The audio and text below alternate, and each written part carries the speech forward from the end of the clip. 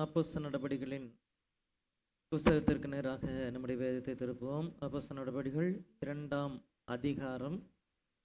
2ஆம் அதிகாரத்தில் நம்ம 17 முதல் 19 வரையிலான வசனங்களை தியானித்தோம். கடைசி நாட்களில் மாம்சமான யாவர் மேலும் என்னுடைய ஆவியை ஊற்றுவேன், அப்பொழுது உங்கள் குமாரரும் உங்கள் குமாரத்திகளும் தீர்க்க தரிசனம் சொல்வார்கள், உங்கள் வாலிபர்கள் தரிசனம் அடைவார்கள். அதில் ஆரம்பித்து உயர வானத்திலே அற்புதங்களையும் தாள பூமியிலே இரத்தம் அக்கினி புகைக்காடாகிய அதிசயங்களையும் காட்டுவேன். கர்த்தருடைய பெரிதும் பிரகாசமான நாள் வரும் முன்னே சூரியன் இருளாகவும் சந்திரன் இரத்தமாகவும் மாறும்.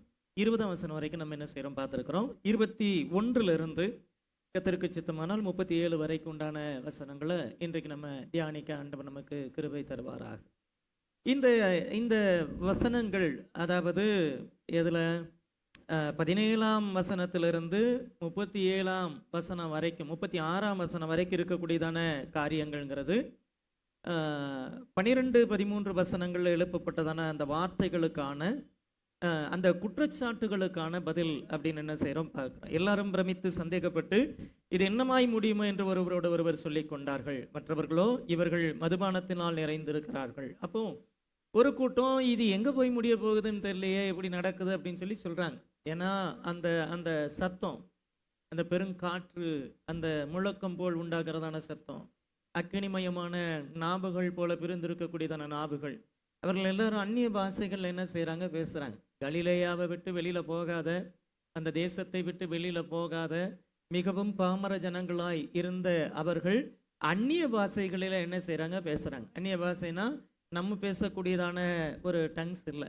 அவங்க பல பாஷைகளில் என்ன செஞ்சாங்க, தேவனுடைய மகத்துவங்களை பேசினாங்க. அப்போ இயல்பாக அவங்களுக்கு ஒரு ஒரு ஒரு இடத்துல என்ன செய்யுதுன்னா ஒரு பயம் உண்டாகுது, பிரமித்து இது என்ன விதமாய் முடியுமோ. ஸோ அவங்க அது வரைக்கும் அப்படிப்பட்டதான ஒரு காட்சியை அவங்க என்ன செய்யலை, பார்க்கல. அது அவங்களுக்கு ரொம்ப வித்தியாசமாக இருக்குது. அதே சமயம் இன்னொரு கூட்டம் வந்து என்ன செய்யுதுன்னா அதையும் கிரிட்டிசைஸ் பண்ணுறாங்க. நம்ம என்ன பண்ணினாலும் குறை சொல்கிறதுக்கு 4 பேர் என்ன செய்வாங்க, இருப்பாங்க. அந்த 4 பேர் அன்னைக்கு எருசலேமில் என்ன செஞ்சாங்க, இருந்தாங்க அப்படின்னு என்ன செய்கிறோம் பார்க்குறோம். உடனே அவன் பக்கத்துலேயும் போகலை, இவங்க என்ன பண்ணுறாங்க அப்படிங்கிறத பற்றின அதெல்லாம் தெரியாது. இவர்கள் குடித்து வெறித்து இருக்கிறார்கள். எடுத்தெடுப்பில் என்ன செஞ்சாச்சு, அடித்தாச்சு.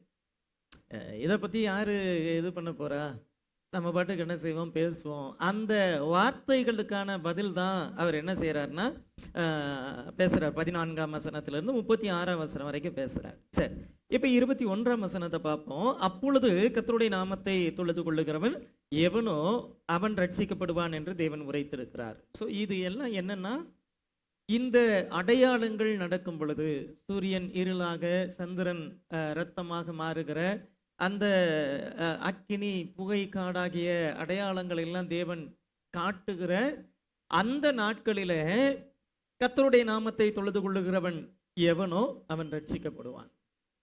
ஒரு பக்கம் தேவனுடைய நியாய தீர்ப்பு நடந்துகிட்டு இருக்கக்கூடிய அந்த நியாய தீர்ப்பிற்குரிய காரியங்கள் நடந்துட்டு இருக்க அதே காலகட்டத்தில் எவன் ஒருவன் உணர்வடைந்து கர்த்தருடைய நாமத்தை தொழுது கொள்ளுகிறானோ அவன் ரட்சிக்கப்படுவான் அப்படின்னு என்ன செய்யுதுன்னா வசனம் சொல்லுது.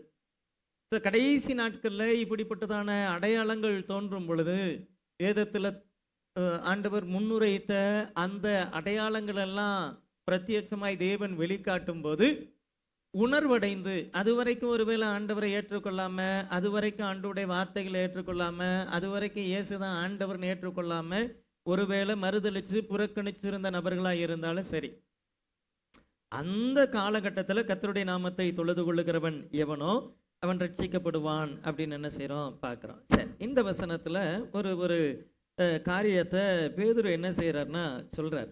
என்னன்னு கேட்டிங்கன்னா, பழைய ஏற்பாட்டில் சொல்லப்பட்ட காரியங்களை மேற்கோள் காட்டி என்ன செய்கிறார் சொல்கிறார்.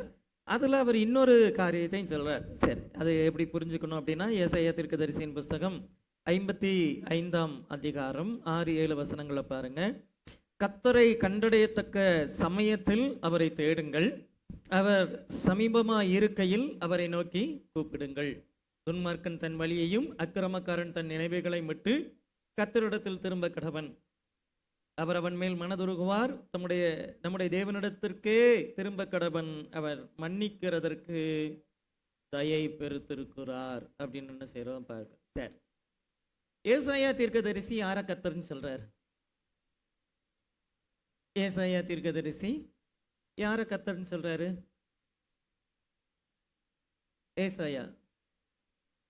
ஏசாயாவினுடைய நாட்களில இயேசு கர்த்தர் என்று அறியப்பட்டிருந்தாரான்னு கேட்டா இல்ல. ஏசாயா யெகோவா தேவனை, பிதாவாகிய தேவனை என்ன செய்யறாருன்னா அறிந்திருந்தார். கிறிஸ்து என்ன செய்யலைன்னா ஏசாயாவினுடைய நாட்களில வெளிப்படலை. ஏசாயா சொல்றார், தீர்க்க தரிசனமா சொல்றார், நமக்கு ஒரு பாலகன் கொடுக்கப்பட்டார், நமக்கு ஒரு குமாரன் கொடுக்கப்பட்டார். இது கிறிஸ்துவை பற்றிய முன் அறிவிப்பு தீர்க்க தரிசனமா சொல்றார்.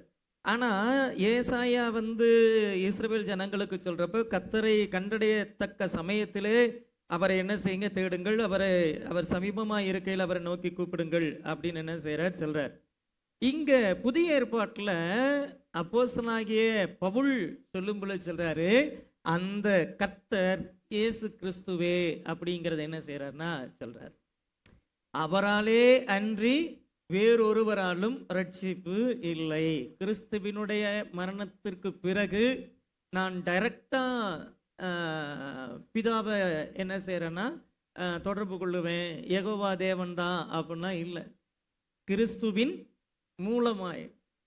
அதனாலதான் இயேசுவின் மூலம் ஜெபிக்கிறோம், எங்கள் நல்ல பிதாவே அப்படி நம்ம முடிக்க வேண்டியதான அந்த காரணம் என்ன அப்படின்னா, அவராலே அன்றி ரட்சிப்பு என்ன செய்யல இல்லை. யூதர்களுடைய பாரம்பரியத்தின்படின்னு பார்த்தா அவங்க நியாயப்பிரமாணத்தை கடைபிடிக்கணும். நியாயப்பிரமாணத்தின்படி 8ஆம் நாள்ல என்ன செய்யணும், விருத்த சேதனம் செய்யணும். அது தவிர முழு பிரமாணங்களையும் கை கொள்ளணும். எல்லா பிரமாணங்களையும் கை கொண்டாலும் அதுல ஒரு பிரமாணத்திலே தவறினது உண்டானால் அவன் நியாயப்பிரமாணம் முழுதையும் மீறினவனாக என்ன செய்வான்னா கருதப்படுவான். அப்போ அந்த நியாயப்பிரமாணத்தின் நிறைவேறுதலாய் வந்த கிறிஸ்துவை ஏற்றுக்கொள்ளுகிற இந்த புதிய ஏற்பாட்டினுடைய தலைமுறை அல்லது புது உடன்படிக்கையினுடைய பிள்ளைகளாய் இருக்கக்கூடியதான நமக்கு கர்த்தர் யாரு? இயேசு கிறிஸ்துங்கிறத அப்போஸ்தலனாகிய பவுல் சொல்றார். அப்பொழுது கர்த்தருடைய நாமத்தை தொழுது கொள்ளுகிறவன் எவனோ அவன் ரட்சிக்கப்படுவான்ங்கிறது, இயேசு கிறிஸ்துவை தொழுது கொள்ளுகிறவன் எவனோ அவன் ரட்சிக்கப்படுவான் அப்படின்னு என்ன செய்யறோம் பார்க்கிறோம். இதே காரியத்தை ரோமருக்கு எழுதின நிருபம் 10ஆம் அதிகாரம் 12-13 வசனங்கள்ல அப்போஸ்தலனாகிய பவுல் சொல்றாரு, யூதன் என்றும் கிரேக்கன் என்றும் வித்தியாசமே இல்லை, எல்லோருக்கும் கர்த்தரானவர், for the same Lord overall. எப்படி? எல்லாருக்கும் கர்த்தரானவர் தம்மை தொழுது கொள்ளுகிற யாவருக்கும் ஐஸ்வர்ய சம்பனராய் இருக்கிறார். ஆகையால் கர்த்தருடைய நாமத்தை தொழுது கொள்ளுகிற எவனும் ரட்சிக்கப்படுவான் அப்படின்னு என்ன செய்யறோம் பார்க்கிறோம். சரி, இதே வசனத்திலிருந்து இப்ப யோவேல் 2ஆம் அதிகாரம் 32ஆம் வசனத்துக்கு போவோம். யோவேல் சொன்னதான வார்த்தையை மேற்கோள் காட்டி தான் பேதுரு பிரசங்கம் பண்றார். ஆனா யோவேலுடைய நாட்களிலே, யோவேல் தீர்க்க தரிசனம் உரைத்த நாட்களிலே யோவேல் சொன்னதான காரியத்துக்கும் இதுக்கும் உண்டான வித்தியாசத்தை நம்ம இன்னைக்கு என்ன செய்வோம் பார்ப்போம். யோவேல் 2:32 அப்பொழுது கர்த்தருடைய நாமத்தை தொழுது கொள்ளுகிறவன் அவனோ அவன் ரட்சிக்கப்படுவான். கர்த்தர் சொன்னபடி சீயோன் பர்வதத்திலும் எருசலேமிலும் கர்த்தர் வரவழைக்கும் மீதியா இருப்பவர்களிடத்திலும் ரட்சிப்பு உண்டாயிருக்கும். இங்க அவர் சொல்றப்போ யோவேல் தீர்க்க தரிசனம் உரைத்த நாட்களில அந்த வார்த்தையை கேட்டவங்களுக்கு கர்த்தருடைய நாமத்தை தொழுது கொள்ளுகிறவன் எவனோ அவன் ரட்சிக்கப்படுவான். அந்த வார்த்தை யெகோவா தேவனை மையப்படுத்தினதா தான் என்ன செஞ்சிருக்குன்னா இருந்திருக்கும். ஆனா கிறிஸ்துவினுடைய ரத்தம் சிந்துதலுக்கு பிறகு அப்போஸ்தலனாகிய பேதுருவினுடைய பிரசங்கத்துல அவர் சொல்றாரு, யோவேல் சொன்னார்ல, அப்பொழுது கர்த்தருடைய நாமத்தை தொழுது கொள்ளுகிறவனும் ரட்சிக்கப்படுவான்னு, அந்த கர்த்தர் இயேசுதான் அப்படிங்கிறதான் பேதுருவனுடைய பதில். இப்ப பேதுரு என்ன செய்யறாருன்னா அந்த யோவேலுடைய தீர்க்க தரிசன வார்த்தைகளை எடுத்து அந்த தீர்க்க தரிசனத்தினுடைய நிறைவேறுதல் அப்படிங்கிறத லைனா அவ்வளவு அழகா சொல்றார். எப்படி? ஒண்ணு, நீங்கள் என்னிடத்தில் கேள்விப்பட்ட பிதாவினுடைய வாக்குத்தத்தம் நிறைவேறுகிற வரைக்கும் எருசலேம் விட்டு போகாதீங்கன்னு சொன்னார். பரிசுத்த ஆவி உங்களிடத்தில் வரும் பொழுது நீங்கள் பலனடைந்து எருசலேமிலும் யூதேயாவிலும் சமாரியாவிலும் பூமியினுடைய கடைசி பரியந்தம் எங்களுக்கு சாட்சிகளாய் இருப்பீர்கள் சொன்னார். அதை நம்பி நாங்கள் மேல் வீட்டறையில் உட்காந்து என்ன செய்கிறோம்? ஜெபம் பண்ணுறோம், ஜெபம் பண்ணிட்டு இருக்கிறோம். அந்த தீர்க்க தரிசனத்தினுடைய நிறைவேறுதல், அந்த பரிசுத்த ஆவி அல்லது அந்த பிதாவினுடைய வாக்கு தத்தங்கிறது வேற ஒன்றும் இல்லை. யோவேலுடைய நாட்களில் சொன்னார் பாருங்க, மாம்சமான யாவர் மேலும் என்னுடைய ஆவியை ஊற்றுவேன். அதுதான் இன்னைக்கு என்ன செய்து நடக்குது. அப்பொழுது கர்த்தருடைய நாமத்தை தொழுது கொள்ளுகிற எவனும் ரட்சிக்கப்படுவான்னு சொன்னாரு பாருங்க. அந்த கர்த்தர் இயேசு கிறிஸ்து தான் அப்படின்னு சொல்லிட்டு ரொம்ப அழகா, டீட்டெயில்டா, கிளியரா என்ன செய்யறாருன்னா ஒரு மெசேஜை கொடுக்கிறார். பேதுரு அவர் கல்லாதவர், கல்வி அறிவு இல்லாதவர் அப்படின்னு சொல்லிட்டு தன்னிடத்தில் ஒரு நெருக்கடியான சூழ்நிலையில அவர்கிட்ட ஏதோ ஒரு கேள்வி கேட்டா அவரால் உடனே பதில் சொல்ல முடியாது, அல்லது அவர்கிட்ட இருந்து வரக்கூடியதான பதில்ங்கிறது அது ஒரு முரட்டுத்தனமா என்ன செய்யணும் இருக்கும். ரொம்ப இயேசுவை நேசிச்சதான ஒரு நபர். ஆனா சில சூழ்நிலைகளை எப்படி ஹேண்டில் பண்ணணுங்கிறது என்ன செய்யாதுன்னா தெரியாது. பட் இந்த சுச்சுவேஷன்ல அவர் அல்ல, அவர் மூலமாய் ஆவியானவர் என்ன செய்யறாருன்னு ரொம்ப கிளியரா என்ன செய்யறாருன்னா, சில நேரங்கள்ல நம்ம கல்வி, நம்முடைய ஞானம் அப்படிங்கிறது தான் பெருசு நம்ம நினைப்போம். அது இல்லை, நமக்குள் இருக்கிற ஆவியானவரே.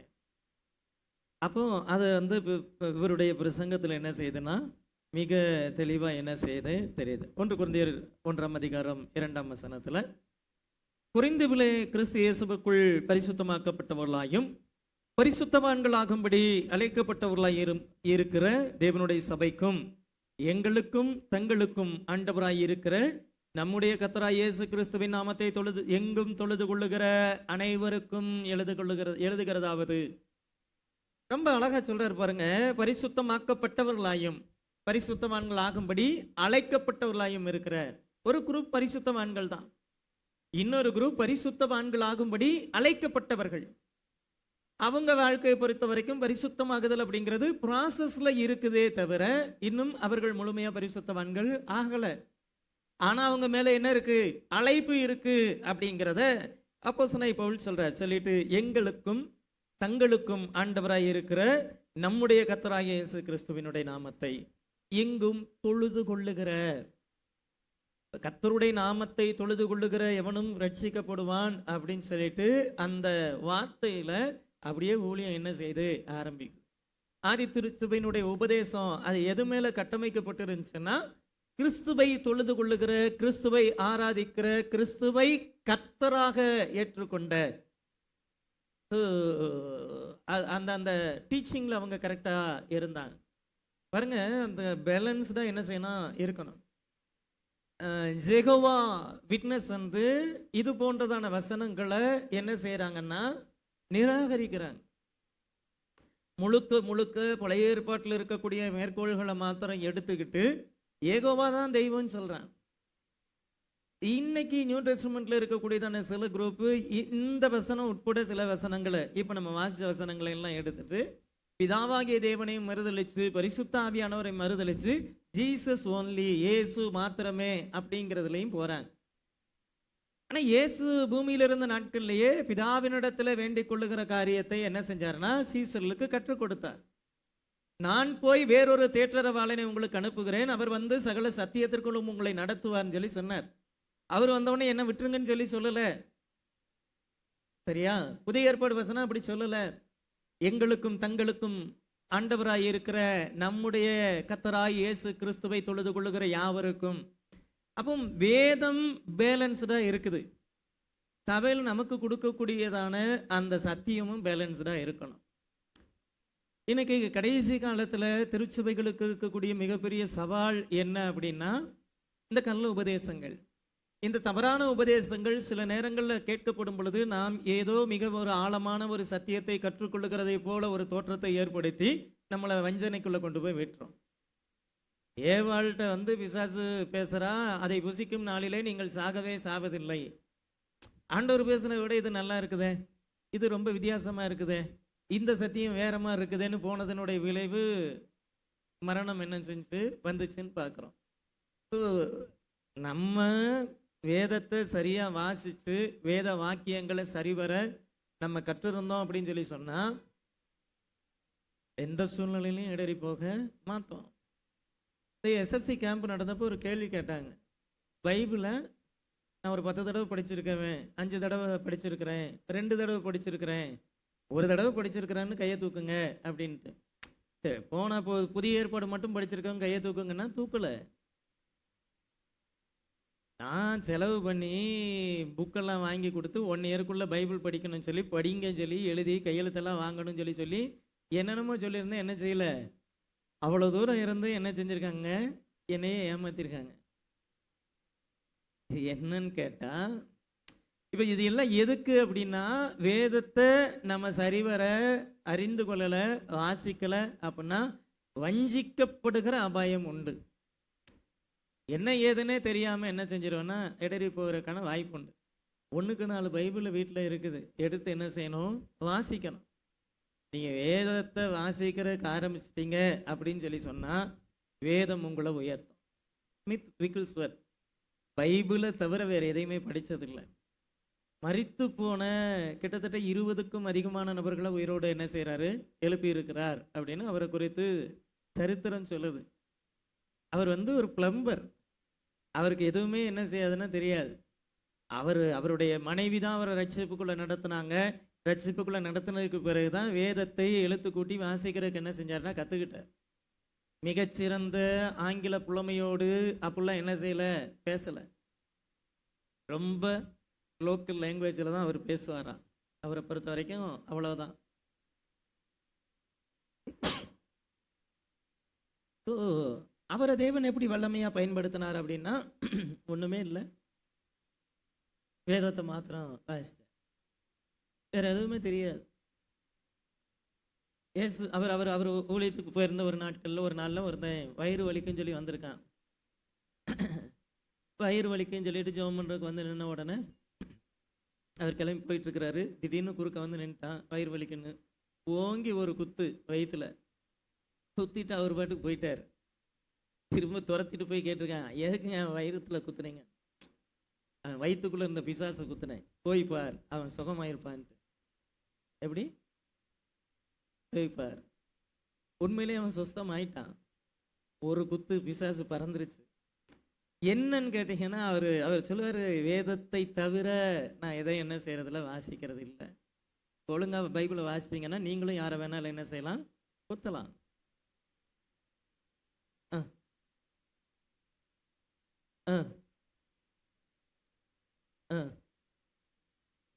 இன்னைக்கு இந்த பானிபூரி கிடக்காரு, அவ்வளோதான். நம்ம கை பட்டுருச்சுன்னா அவ்வளோதான். ஒன்று ஏதாவது ஒரு வகையில் அவன் என்ன செய்வான்? ஸோ என்னன்னா, வேதத்திற்கு நம்ம முக்கியத்துவம் கொடுக்கறதுக்கு ஆரம்பிக்கிறப்போ தேவன் என்ன செய்வார்னா மகிமைப்படுவார். லூக்கா எழுதின சுவிசேஷம் 2ஆம் அதிகாரம் 11ஆம் வசனத்தில் பாருங்க, பேதுரு இயேசுவை கர்த்தர்னு சொல்லிட்டு சொல்றாரு, அல்லது பவுல் இயேசுவை கர்த்தர்னு சொல்லி சொல்றாரு அப்படின்ட்டு இல்லை. இங்க லூக்கா எழுதின சுவிசேஷம் 2ஆம் அதிகாரம் 11ஆம் வசனம் நம்ம எல்லாருக்கும் தெரிந்த வசனம். இன்று கர்த்தராகிய கிறிஸ்து என்னும் இரட்சகர் உங்களுக்கு தாவீதின் ஊரிலே. தேவ தூதன் வந்து இயேசு கிறிஸ்துனுடைய பிறப்பை அறிவிக்கும் பொழுதே சொல்றாரு, கர்த்தராகிய கிறிஸ்து என்னும் இரட்சகர். அப்ப கர்த்தருடைய நாமத்தை தொழுது கொள்ளுகிறவன் எவனோ அவன் ரட்சிக்கப்படுவான்னா, நானும் நீங்களும் அவரை தொழுது கொள்ளுகிறவர்களாக இருக்கிறோம் அப்படின்னு என்ன செய்யறோம்? இதை என்ன செய்யறாருன்னா, கர்த்தருடைய நாமத்தை தொழுது கொள்ளுதல், ரட்சிப்பிற்காக வேண்டுதல். தொழுது கொள்ளுகிற எவனும் ரட்சிக்கப்படுவான்னா, அந்த வார்த்தையினுடைய பொருள் என்னன்னா, மனம் திரும்புதலோடும் பாவ மன்னிப்பிற்கென்று அந்த உண்மையான மனம் திரும்புதலோடு விசுவாசத்தோடு அவரிடத்துல திரும்புகிறவன் அப்படின்னு என்ன செய்யறோம்? பார்க்கிறோம். ஸோ தான் யாரை கர்த்தர்னு சொல்லி சொன்னதை அவர் என்ன செய்யறாருன்னா சொல்றாரு, யோவேல் அவர் சொன்னதான கர்த்தர் யாருங்கிறதையும் அவர் இங்க என்ன செய்யறாருன்னா சொல்றார். சரி, 22, 23 வசனங்களை பாருங்க.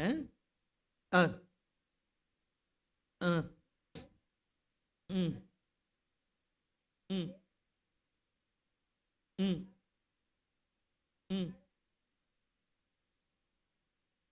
ஸோ இங்க அந்த வசனத்தினுடைய தொடர்ச்சியா கர்த்தருடைய நாமத்தை தொழுது கொள்ளுகிற எவனும் ரட்சிக்கப்படுவான்னு சொல்லிட்டு இப்ப திரும்ப இயேசுதான் கர்த்தருங்கிறதுக்கான விளக்கத்தை என்ன செய்யறாருன்னா அப்போஸ்தலனாகிய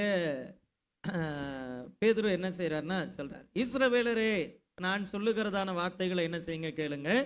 நீங்கள் அறிந்திருக்கிறபடி நசரேயனாகிய இயேசுவை கொண்டு தேவன் உங்களுக்குள்ளே பலத்த செய்கைகளையும் அற்புதங்களையும் அடையாளங்களையும் நடப்பித்து அவைகளினாலே அவரை உங்களுக்கு என்ன செஞ்சார்னா வெளிப்படுத்தினார்.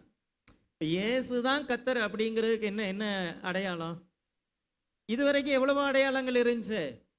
அவரை கர்த்தர் பல அடையாளங்கள் பல அற்புதங்கள் மூலமா வெளிப்படுத்தினாரே அப்படிங்கிறத என்ன செய்யறாருன்னா இங்க வச்சு அவர் என்ன செய்யறாருன்னா சொல்றார், அற்புதங்களும் அடையாளங்களும் எதை காண்பித்ததுன்னா தேவன் அவரை அங்கீகரித்திருக்கிறார், அவர் தேவனுடைய குமாரன் அப்படின்னு சொல்லிட்டு அந்த அடையாளங்களினாலே தேவன் அவரை என்ன செஞ்சார்னா வெளிப்படுத்தினார் அப்படிங்கிறத சொல்றார். ஒரு சில வசனங்களை பார்ப்போமே. யோவான் எழுதின சுவிசேஷம் 5ஆம் அதிகாரம் 36ஆம் வசனம். யோவானுடைய சாட்சியை பார்க்கிலும் மேன்மையான சாட்சி எனக்கு உண்டு. அது என்னவெனில், நான் நிறைவேற்றும்படிக்கு பிதாவானவர் எனக்கு கற்பித்ததும் நான் செய்து வருகிறதுமான கிரியைகளே பிதா என்னை அனுப்பினார் என்று என்னை குறித்து சாட்சி கொடுக்கிறது. ஸோ இயேசு உயிரோடு இருந்த நாட்கள்ல தாம் தேவனுடைய குமாரன், பிதா தம்மை அனுப்பினார் அப்படிங்கிறதுக்கு ஒவ்வொரு அடையாளங்களையும் ஒவ்வொரு அற்புதங்களையும் அந்த கிரியைகளையும் தேவன் சாட்சியா என்ன செஞ்சார்னா காண்பித்தார். அந்த அந்த அந்த ஒவ்வொரு அடையாளங்களையும் அவர் என்ன சொல்றாரு பாருங்க, நான் நிறைவேற்றும்படிக்கு இதையெல்லாம் நான் செய்யணும்னு சொல்லிட்டு தான் என்ன செஞ்சார்னா இவைகளை நான் நிறைவேற்றும்படிக்கு பிதாவானவர் எனக்கு கற்பித்ததும் நான் செய்து வருகிறதுமான கிரியைகளே பிதா என்னை அனுப்பினார். போய் குருடர்கள் பார்வையடையும்படியாக, செவிடர்கள் கேட்கும்படியாக, ஊமையர்கள் பேசும்படியாக, முடவர்கள் நடக்கும்படியாக, மரித்தோர் உயிரோடு கூட எழுந்திருக்கும்படியாக இப்படிப்பட்ட அற்புதங்களையும் அடையாளங்களையும் செய்யும்படி பிதா தம்மை அனுப்பினார். இது இயேசு உயிரோடு இருக்கிற நாட்கள்ல பிதா தம்மை அனுப்பினார்னு சொல்லி சொல்றாரு. அந்த வசனத்துடைய பொருள் என்ன அப்படின்னா, தேவன் தாமே அற்புதங்களினாலும் அடையாளங்களினாலும் அவர் தேவனுடைய குமாரன் என்றும் அவர் மூலமாய் ரட்சிப்பு என்றும் சாட்சி கொடுத்தார் அப்படிங்கிறத பேதுரு என்ன செய்யறாரு சொல்றார். யோவான் 10ஆம் அதிகாரம் 37 38, நான் பிதாவின் கிரியைகளை என் பிதாவின் கிரியைகளை நான் செய்திருந்தால் நீங்கள் என்னை செய்யாதிருந்தால் நீங்கள் என்னை விசுவாசிக்க வேண்டியது இல்லை. செய்தேனே ஆனால் நீங்கள் என்னை விசுவாசியாதிருந்தாலும் பிதா என்னிலும் நான் அவரிலும் இருக்கிறதை நீங்கள் அறிந்து விசுவாசிக்கும்படி அந்த கிரியைகளை விசுவாசியுங்கள் அப்படின்னு சொல்லி சொல்றார். இயேசு நம்பவே மாட்டேன்னு ஒருத்தன் நிக்கிறான். அங்க முடவனா ஒருத்தன் வர்றான். இயேசு அந்த முடவனை குணமாக்குறார். 38 வருஷம் அந்த குளத்து பக்கத்திலே கிடக்கிறான். அவனுக்கு உதவி செய்யறதுக்கு யாரும் இல்லை. அந்த குளத்தை யாரோ ஒருத்தன் அந்த தேவதூதன் கலக்கிறப்போ யார் முதல்ல உள்ள இறங்குறானா அவன் சுஸ்தம் அடைவான்னு சொல்றான். எனக்கு உதவி செய்யறதுக்கு ஒருத்தரும் இல்லைன்னு சொல்றான். ஏசு அங்க வச்சு என்ன செய்யறாரு, அற்புதம் செய்யறாரு. இப்ப பிதா அனுப்பல, நீ விசுவாசிக்க வேண்டியது இல்லை. அல்லது இப்படிப்பட்ட அற்புதங்கள் அடையாளங்கள் நடக்கல, நீ விசுவாசிக்க வேண்டியது இல்லை. ஆனா ஆண்டவர் சொல்றாரு, செய்தேனே ஆனால் நீ விசுவாசியாம இருந்தாலும் சரி, பிதா என்னிலும் நான் அவரிலும் இருக்கிறதை அறிந்து விசுவாசிக்கும்படி அந்த கிரியைகளை விசுவாசிங்கன்னு சொல்றாரு. வேற யாரும் அதை செய்ய முடியல. பரலோகத்திலிருந்து அந்த அதிகாரம் எனக்கு கொடுக்கப்படாவிட்டால், என் பிதா அந்த கிரியைகளை செய்யும்படி என்னை அனுப்பாவிட்டால் இது எப்படி நடக்கும்? இது எப்படி நடக்கும்? இயேசு அந்த அந்த அற்புதங்கள் அடையாளங்கள் அப்படிங்கிற காரியத்தை அவர் என்ன செய்யறாருன்னா சொல்றார். இவைகள் மூலமா என்ன செய்யறாருன்னா, ரெண்டாவது காரியம் அதை சொல்லிட்டு 23ஆம் வசனத்துல அவர் சொல்றாரு, அதாவது அற்புதங்கள் அடையாளங்கள் மூலமாக பிதா அவரை வெளிப்படுத்தினார் சொல்லிட்டு, அப்படி இருந்தும் தேவன் நிர்ணயித்திருந்த ஆலோசனையின் படியும் சரி எல்லாத்தையும் செஞ்சார். சரி, இயேசு சிலுவையில் அறையப்பட்டப்போ ஒருத்தன் கேள்வி கேட்டான், மற்றவர்களை ரட்சித்தானே தன்னைத்தான் ரட்சிக்க ராணி இல்லையா? கிறிஸ்துவனுடைய மரணம் அப்படிப்பட்டதான கேள்விகளை அவங்களுக்கு எழுது. அவர் தேவனுடைய குமாரன், அப்படி இருக்க அவர் எப்படி சிலுவையில் அறைஞ்சாங்க? அது எப்படி சாத்தியமாச்சு? அதை ஏன் தேவன் தடுக்கல? அதை ஏன் தேவன் தடுக்கல?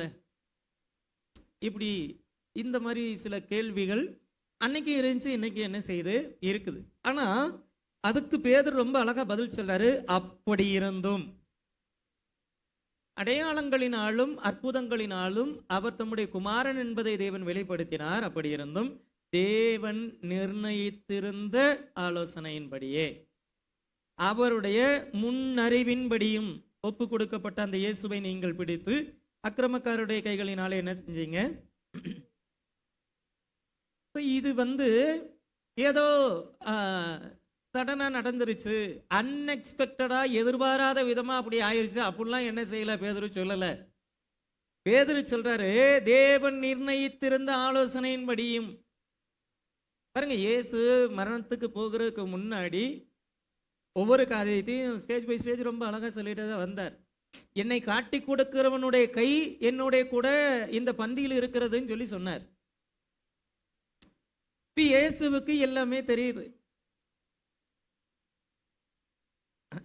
சிநேகிதனே, முத்தத்தினாலேயே என்னை காட்டி கொடுக்க போகிறாய், இயேசு அதை சொன்னாரு. ஒவ்வொரு ஸ்டேஜ்லையும் இயேசு என்ன செய்யறாரு? ஒவ்வொரு காரியத்தையும் சொல்லிட்டு தான் வந்தார். அந்த 12 பேர்ல ஒருவன் இயேசுவை காட்டி கொடுக்க வேண்டும் என்பது தேவனுடைய ஆலோசனை அல்லது தேவனுடைய முன்னறிவு. முன்னறிவுனா என்னது? இந்த இயேசுவை பின்பற்றினவங்க நிறைய பேர் பின்பற்றினாங்க. அதில் ஒரு 70 பேர் சீசர்களாக இருந்தாங்க. 70ல் தான் 12 பேர் என்ன செஞ்சார்னா செலக்ட் பண்ணி எடுத்தார். சரிதானே? மத்தியாவை குறித்தும் அந்த இன்னொருத்த பேர் என்னது,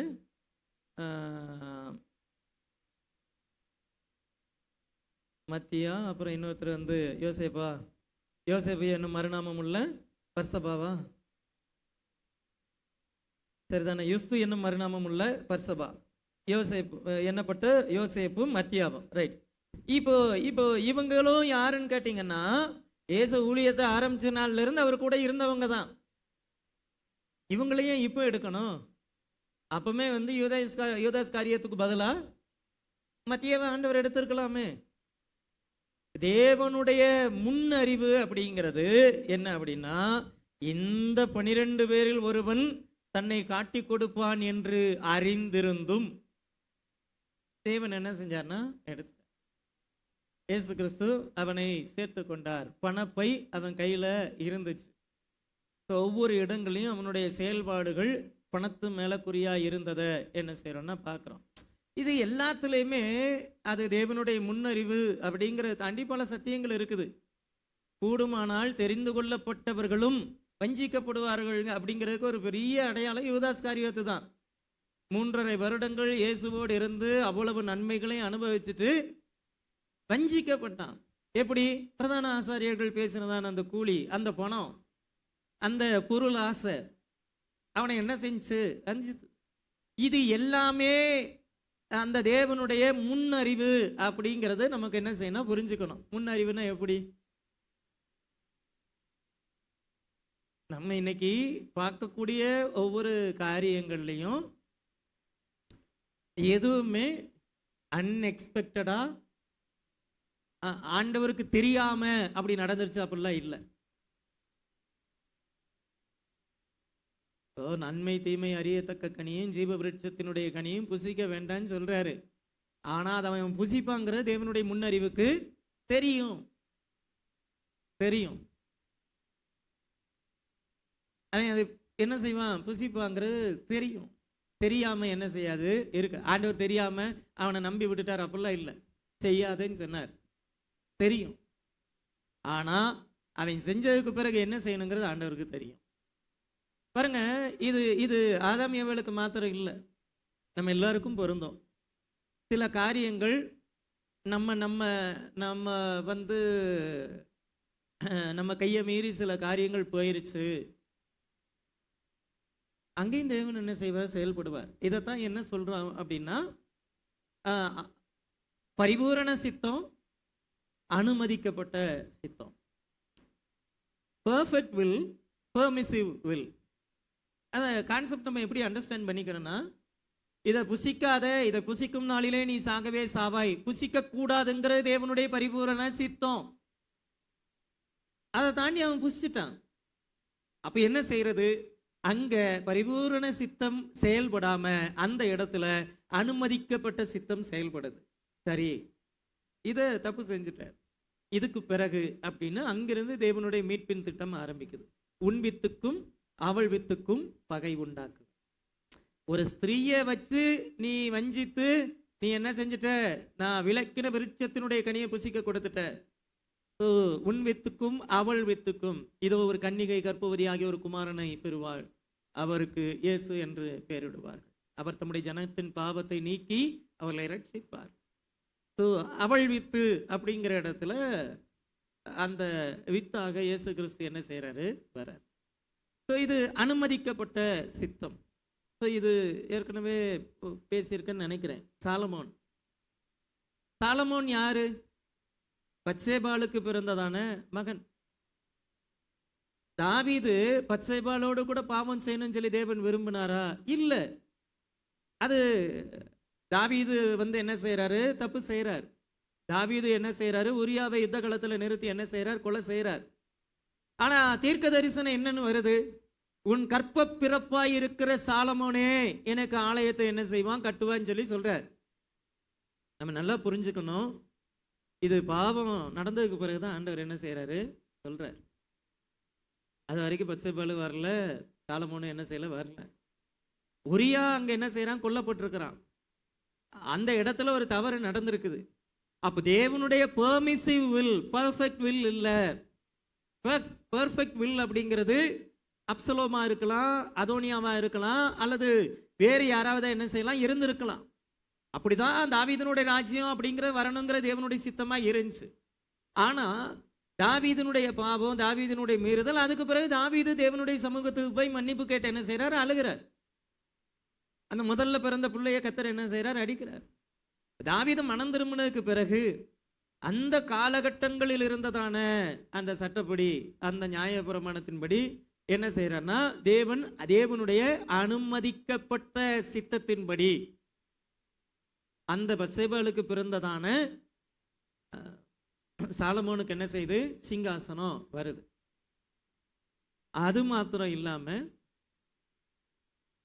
உனக்கு பிறகு அவன் என்றைக்கும் ராஜாவா இருப்பான், அவன் தலைமுறை தோறும் அந்த சிங்காசனத்தை உறுதிப்படுத்துவேன்னு சொல்லி சொல்றார். இப்ப அந்த காரியங்களும் பின்னாடி என்ன செய்யுதுன்னா வருது. ஸோ பர்ஃபெக்ட் வில் வேற, பெர்மிசிவ் வில் வேற. நம்ம என்னதான் நம்ம முடிஞ்ச அளவுக்கு தேவனுடைய பெர்ஃபெக்ட் வில்லே டிராவல் பண்றதுக்கு என்ன செய்யணும்? பிரயாசப்படணும். பெர்ஃபெக்ட் வில்ல போகாம தப்பு பண்ணோம்னா பெர்மிசிவ் வில் இருக்குதா, சரி அப்ப இப்படி போவோம்னு ஒவ்வொரு இடத்துலையும் அடி வாங்கி திரும்ப பெர்மிசிவ் வில்லையே என்ன செய்யக்கூடாதுன்னா டிராவல் பண்ணிட்டு இருக்கக்கூடாது.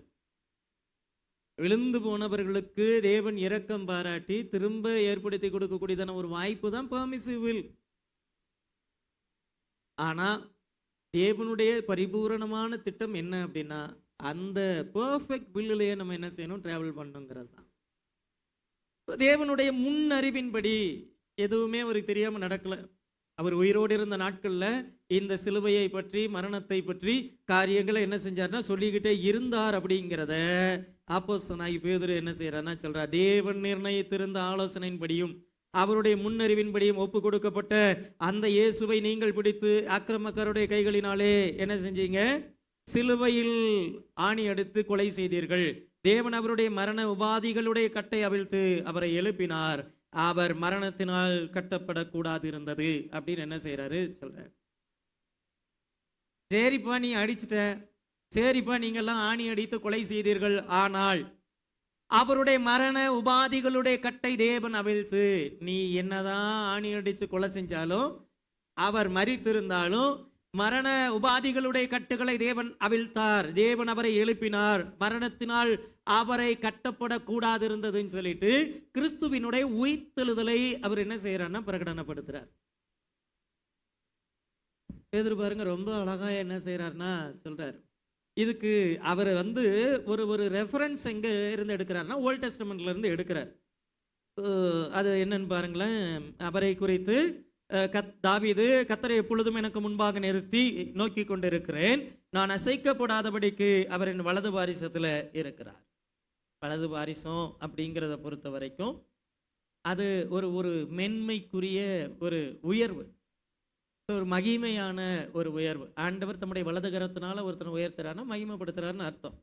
ஸோ இங்க அவர் என்ன சொல்றாரு, நான் அசைக்கப்படாதபடிக்கு அவர் என் வலது பாரிசத்தில் இருக்கிறார், அதனாலே என் இருதயம் மகிழ்ந்தது, என் நாவு களி கூர்ந்தது, என் மாம்சமும் நம்பிக்கையோடு தங்கி இருக்கும். என் ஆத்துமாவை பாதாளத்தில் விடி உம்முடைய பரிசுத்தர் அழிவை காண ஒட்டீர் அப்படின்னு சொல்லிட்டு, ஜீவ மார்க்கங்களை எனக்கு தெரியப்படுத்தினீர், உம்முடைய சன்னிதானத்தில் என்னை சந்தோஷத்தினால் நிரப்புவீர் என்று சொல்லுகிறார் அப்படின்ட்டு சொல்லிட்டு அந்த 29ஆம் வசனத்துல சொல்றாரு பாருங்க. இந்த இடத்துல ஒரு பயத்தோட சொல்றாரு. ஏன்னா கொஞ்சம் வார்த்தை பெசகிச்சு அப்படின்னா எல்லாம் கல்ல இருந்து எரிஞ்சிருவான். ஏன்னா சகோதரனே, கோத்திர தலைவனாகிய தாவீதை குறித்து நான் உங்களுக்கு தைரியமாய் பேசுகிறதற்கு இடம் கொடுங்கள். அவர் மரணம் அடைந்து அடக்கம் பண்ணப்பட்டான். அவனுடைய கல்லறை என்ன செய்து இந்நாள் வரைக்கும் நம்மிடத்தில் இருக்கிறது. அவன் தீர்க்க தரிசியாய் இருந்து உன் சிங்காசனத்தில் வீற்றிருக்க மாம்சத்தின்படி உன் சந்நிதியில கிறிஸ்துவை எழும்ப பண்ணுவேன் என்று தேவன் தனக்கு சத்தியம் பண்ணினதை அறிந்தபடினால் அவன் கிறிஸ்துவனுடைய ஆத்துமா பாதாளத்தில் விடப்படுவதில்லை என்று, அவருடைய மாம்சம் அழிவை காண்பதில்லை என்றும் முன்னறிந்து. இப்போ பிதாவாகிய தேவன் அவருடைய முன்னறிவை பத்தி பேசிட்டு தாவீது ராஜாவினுடைய முன்னறிவை குறித்து என்ன செய்யறாரு, பேசுறார். இப்போ இந்த வசனத்துக்கு பழைய ஏற்பாட்டுக்கு நம்ம என்ன செய்வோம், போவோம். பழைய ஏற்பாட்டுக்கு என்ன செய்வோம், போவோம்.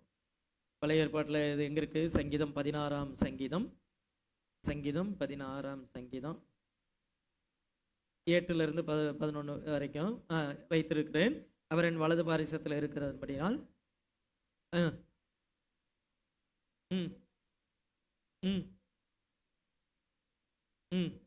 என் ஆத்துமாவை பாதாளத்தில் விடீர், உம்முடைய பரிசுத்தவானை அழிவை காண. இப்போ இந்த வார்த்தை தாவீது பேசுறப்போ தாவீதினுடைய வார்த்தைகளா தான் இருந்துச்சு. அது தாவீது தன்னை குறித்து, தன்னுடைய ஆத்துமாவை குறித்து அவர் சொல்லக்கூடியதா, தன்னுடைய ஆத்தும மீட்பை குறித்து அவர் பேசினதா தான் எல்லாரும் என்ன செஞ்சாங்க, எடுத்துக்கிட்டாங்க. என் ஆத்துமாவை பாதாளத்தில் விடீர், உம்முடைய பரிசுத்தவானை அழிவை காண ஒட்டீர் அப்படின்னு சொல்லி தாவீது சொன்னாருன்னு சொல்லிட்டு என்ன செய்தனா இருக்குன்னு சொல்லிட்டு அந்த வசனத்தை மேற்கோள் காமிச்சிட்டு பேதுரு சொல்றாரு, ஏப்பா இந்த தாவீது இப்படி சொன்னாரே, என்னுடைய ஆத்துமாவை பாதாளத்தில் விடீர், உம்முடைய பரிசுத்தர் அழிவை காண ஒட்டீர்னு சொல்லி சொன்னாரே, அந்த கோத்திர தலைவனாகிய தாவீதை குறித்து நான் என்ன செய்யறேன், பேசுற இடம் கொடுன்னு சொல்லிட்டு தாவீதினுடைய ஆத்துமா இப்ப எங்க இருக்குது, பாதாளத்தில் விடீர்னு சொல்லி சொன்னார்ல. தாவீது பாதாளத்தில் இருந்து உயிரோடு கூட எழுப்பி வந்தாரா? தாவீதனுடைய கல்லறை இன்னைக்கு வரைக்கும் நம்ம மத்தியில தானே இருக்குது. ஒரு காரியத்தை நீ தெளிவா புரிஞ்சுக்க, தாவீது பேசினது தன்னுடைய ஆத்துமாவை குறித்து அல்ல, தன்னுடைய தலைமுறையில் வரப்போகிற இயேசு கிறிஸ்துவை குறித்து என்ன செஞ்சார்னா பேசினார். சிலர் என் ஆத்துமாவை பாதாளத்தில் விடீர், உம்முடைய பரிசுத்தர் அழிவை காண ஒட்டீர். உம்முடைய பரிசுத்தர் அப்படிங்கிறது அது இயேசு கிறிஸ்துவை குறிக்குது. அவர் மரண உபாதிகளால் கட்டப்படக்கூடாது இருந்தது. தேவன் அவருடைய மரணத்தினுடைய கட்டுகளை அவிழ்த்தார். இந்த வசனத்தை தாவீது தீர்க்க தரிசனமாக கிறிஸ்துவின் உயிர்த்தெழுதலாகவே சொன்னார் அப்படின்னு சொல்லி சொல்றார். ஒரு ஒரு ஒரு இது யூதர்களை பொறுத்த வரைக்கும் அவங்களுக்கு நியாயப்பிரமாணம், தீர்க்க தரிசன ஆகமங்கள் எவ்வளவு முக்கியமோ அது போல சங்கீதம் முக்கியம். அதுல தாவீது ராஜா, மோசே, இவங்கெல்லாம் அவங்களுடைய ஹீரோஸ்.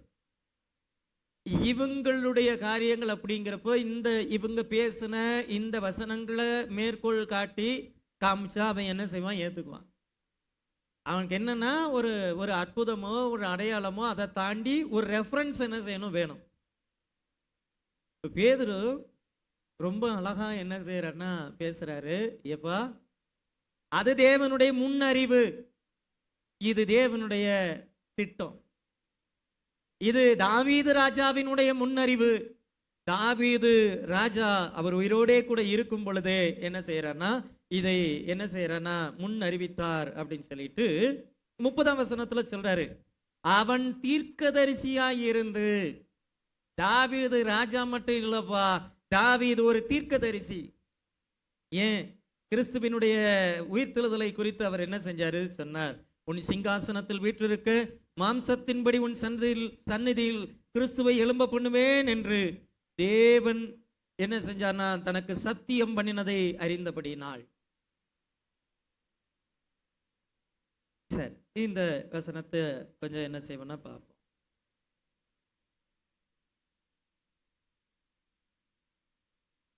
2 சாமுவேல் 7ஆம் அதிகாரம் 8 to 16 வரைக்கான வசனங்கள். அதுல 2 சாமுவேல்ல, இப்பொழுது நீ என் தாசனாகிய தாவீதை நோக்கி, சேனைகளின் கர்த்தர் சொல்லுகிறது என்னவென்றால், நீ இஸ்ரவேல் என்கிற என் ஜனங்களுக்கு அதிபதியாய் இருக்கும்படி ஆடுகளின் பின்னே நடந்த உன்னை நான் ஆட்டு மந்தையை விட்டு எடுத்து, நீ போன எவ்விடத்திலும் உன்னோட இருந்து உன் சத்துருக்களை எல்லாம் உனக்கு முன்பாக நிர்மூலமாக்கி பூமியில் இருக்கிற பெரியோர்களின் நாமத்திற்கு ஒத்த நாமத்தை உனக்கு உண்டாக்கினேன். நான் என் ஜனமாகிய இஸ்ரவேலுக்கு ஒரு இடத்தை ஏற்படுத்தி அவர்கள் தங்கள் ஸ்தானத்திலே குடியிருக்கவும், இனி அவர்கள் அலையாமலும் முன்போலும் நான் என் ஜனமாகிய இஸ்ரவேலின் நியாயாதிபதிகளை கட்டளையிட்ட நாள் வரையில் நடந்தது போலும் நியாயக்கேட்டின் மக்களால் இனி சிறுமைப்படாமலும் இருக்கும்படி அவர்களை நாட்டினேன் அப்படின்னு என்ன செய்யறாருன்னா சொல்லிட்டு சொல்ற, உன்னுடைய எல்லா சத்துருக்களுக்கும் உன்னை நீங்களாக்கி இளைப்பாரவம் பண்ணினேன், இப்போதும் கர்த்தர் உனக்கு வீட்டை உண்டு பண்ணுவார் என்பதை கர்த்தர் உனக்கு அறிவிக்கிறார். உன் நாட்கள் நிறைவேறி நீ உன் பிதாக்களோட நித்திரை பண்ணும்போது உனக்கு பின் உன் கற்ப பிறப்பாகிய உன் சந்ததியை எழும்ப பண்ணி அவன் ராஜ்யத்தை என்ன செய்வேன், நிலைப்படுத்துவேன். இந்த வார்த்தை அன்னைக்கு அவங்களுக்கு ஒருவேளை உன் கற்ப பிறப்பாகிய உன் சந்ததியை அப்படிங்கிறப்போ சாலமோனை பத்தி ஆண்டவர் பேசுறாரு போல அப்படின்னு என்ன செய்யலாம், தோன்றி இருக்கலாம். ஆனால் இந்த வசனம் யாரை குறித்து பேசுது அப்படின்னு சொல்லி சொன்னா இயேசு கிறிஸ்துவை குறித்து பேசுது. உன் கற்ப பிறப்பாகிய உன் சந்ததியை எழும்ப பண்ணி. இதனாலதான் மத்தேயு சுவிசேஷத்துல பார்த்தீங்க அப்படின்னா, ஆதாம்ல இருந்து ஆபிரகாம் வரைக்கும், ஆபிரகாம்ல இருந்து தாவீது வரைக்கும், தாவீதுல இருந்து யோசேப்பு வரைக்கும் சொல்லிட்டு அந்த வம்ச வரலாற்று அட்டவணை என்ன செய்து சொல்லப்பட்டிருக்கு. ஏன்? அது தாவீதினுடைய தலைமுறை. உன் கற்ப பிறப்பாய் இருக்கிற ஒருவனை எழும்ப பண்ணி அவன் ராஜ்யபாரத்தின் சிங்காசனத்தை என்றென்றைக்கும் அப்படின்னு என்ன செய்யறான்னா சொல்ற. என்றென்றைக்கும் அப்படின்னா என்னது? என்றென்றைக்கும்னா என்றென்றைக்கும்னா கடைசி வரைக்கும், இன்ஃபினிட்டி, கடைசி வரைக்கும். தாவீதினுடைய ராஜ்யபாரம் இப்ப எங்க இருக்குது? இல்ல. தாவீதுக்கு பிறகு இப்ப வடக்கு ராஜாக்கள், தெற்கு ராஜாக்கள் அப்படின்னு பிரிச்சு பார்க்கிறப்போ ஒரு 20-21 ராஜாக்கள், அவ்வளவுதான். அதுக்கு பிறகு தாவீதினுடைய ராஜ்யம் என்ன செய்யுதுன்னா அகற்றப்படுது. மக்கபேயர்களுடைய காலம் வருது. அதுக்கு பிறகு கிரேக்கர்களுடைய காலம், மக்கபேயர்களுடைய காலம், இதெல்லாம் என்ன செய்து வருது. அதுக்கு முன்னாடி யாரு? பாபிலோனியர்கள். நம்ம அப்படியே லைனா பார்த்தோம்னா, ஆர்டரா பார்த்தோம்னா பாபிலோனியர்கள், அதுக்கு பிறகு மேதிய பெர்சியர்கள், அதுக்கு பிறகு கிரேக்கர்கள், அதுக்கு பிறகு மக்கபேயர்களுடைய காலம் வருது. மக்கபேயர்களுடைய காலத்துக்கு பிறகு அந்த ரோம ராஜ்யம் வருது. ரோம ராஜ்யம் அப்படிங்கிறது ஆரம்பிச்சு அது கிபி 5ஆம் 6ஆம் நூற்றாண்டு வரைக்கும் ரோம ராஜ்யம் தான் வருது. 3ஆம் நூற்றாண்டு வரைக்கும் ஒரு முழுமையான ரோம ராஜ்யமா இருக்குது. அதுக்கு பிறகு eastern Roman empire, western Roman எம்பையர்னு சொல்லிட்டு அது 2ஆவது பிரிஞ்சு அதுக்கு பிறகு என்ன செய்யுதுன்னா வருது. ஸோ இப்போ வரைக்குமே என்ன செய்யுதுன்னா வரல. ஆனா அந்த கிறிஸ்துவினுடைய ராஜ்யம் அப்படிங்கிறது இப்படி வெளிப்பிரகாரமா வெளியரங்கமா பார்க்கக்கூடியதான இந்த சிங்காசனம், இந்த ரூலிங் பார்ட்டி, இந்த ஆட்சி அதிகாரத்தில் இருக்கிறது, இந்த சிங்காசனத்தில் இருக்கிறது அப்படி இல்லை. இப்போ இயேசு அதனாலதான் சொன்னாரு, எப்ப நீ விரும்புகிற ராஜ்யம் இல்லை, முதலாவது தேவனுடைய ராஜ்யத்தையும் அவருடைய நீதியும் தேடுங்கள்னு சொல்லிட்டு அந்த ராஜ்யம் இப்பொழுதே உங்களுக்குள்ள வந்திருக்குதுன்னு சொல்லி சொன்னார். அப்படின்னா என்ன அர்த்தம்?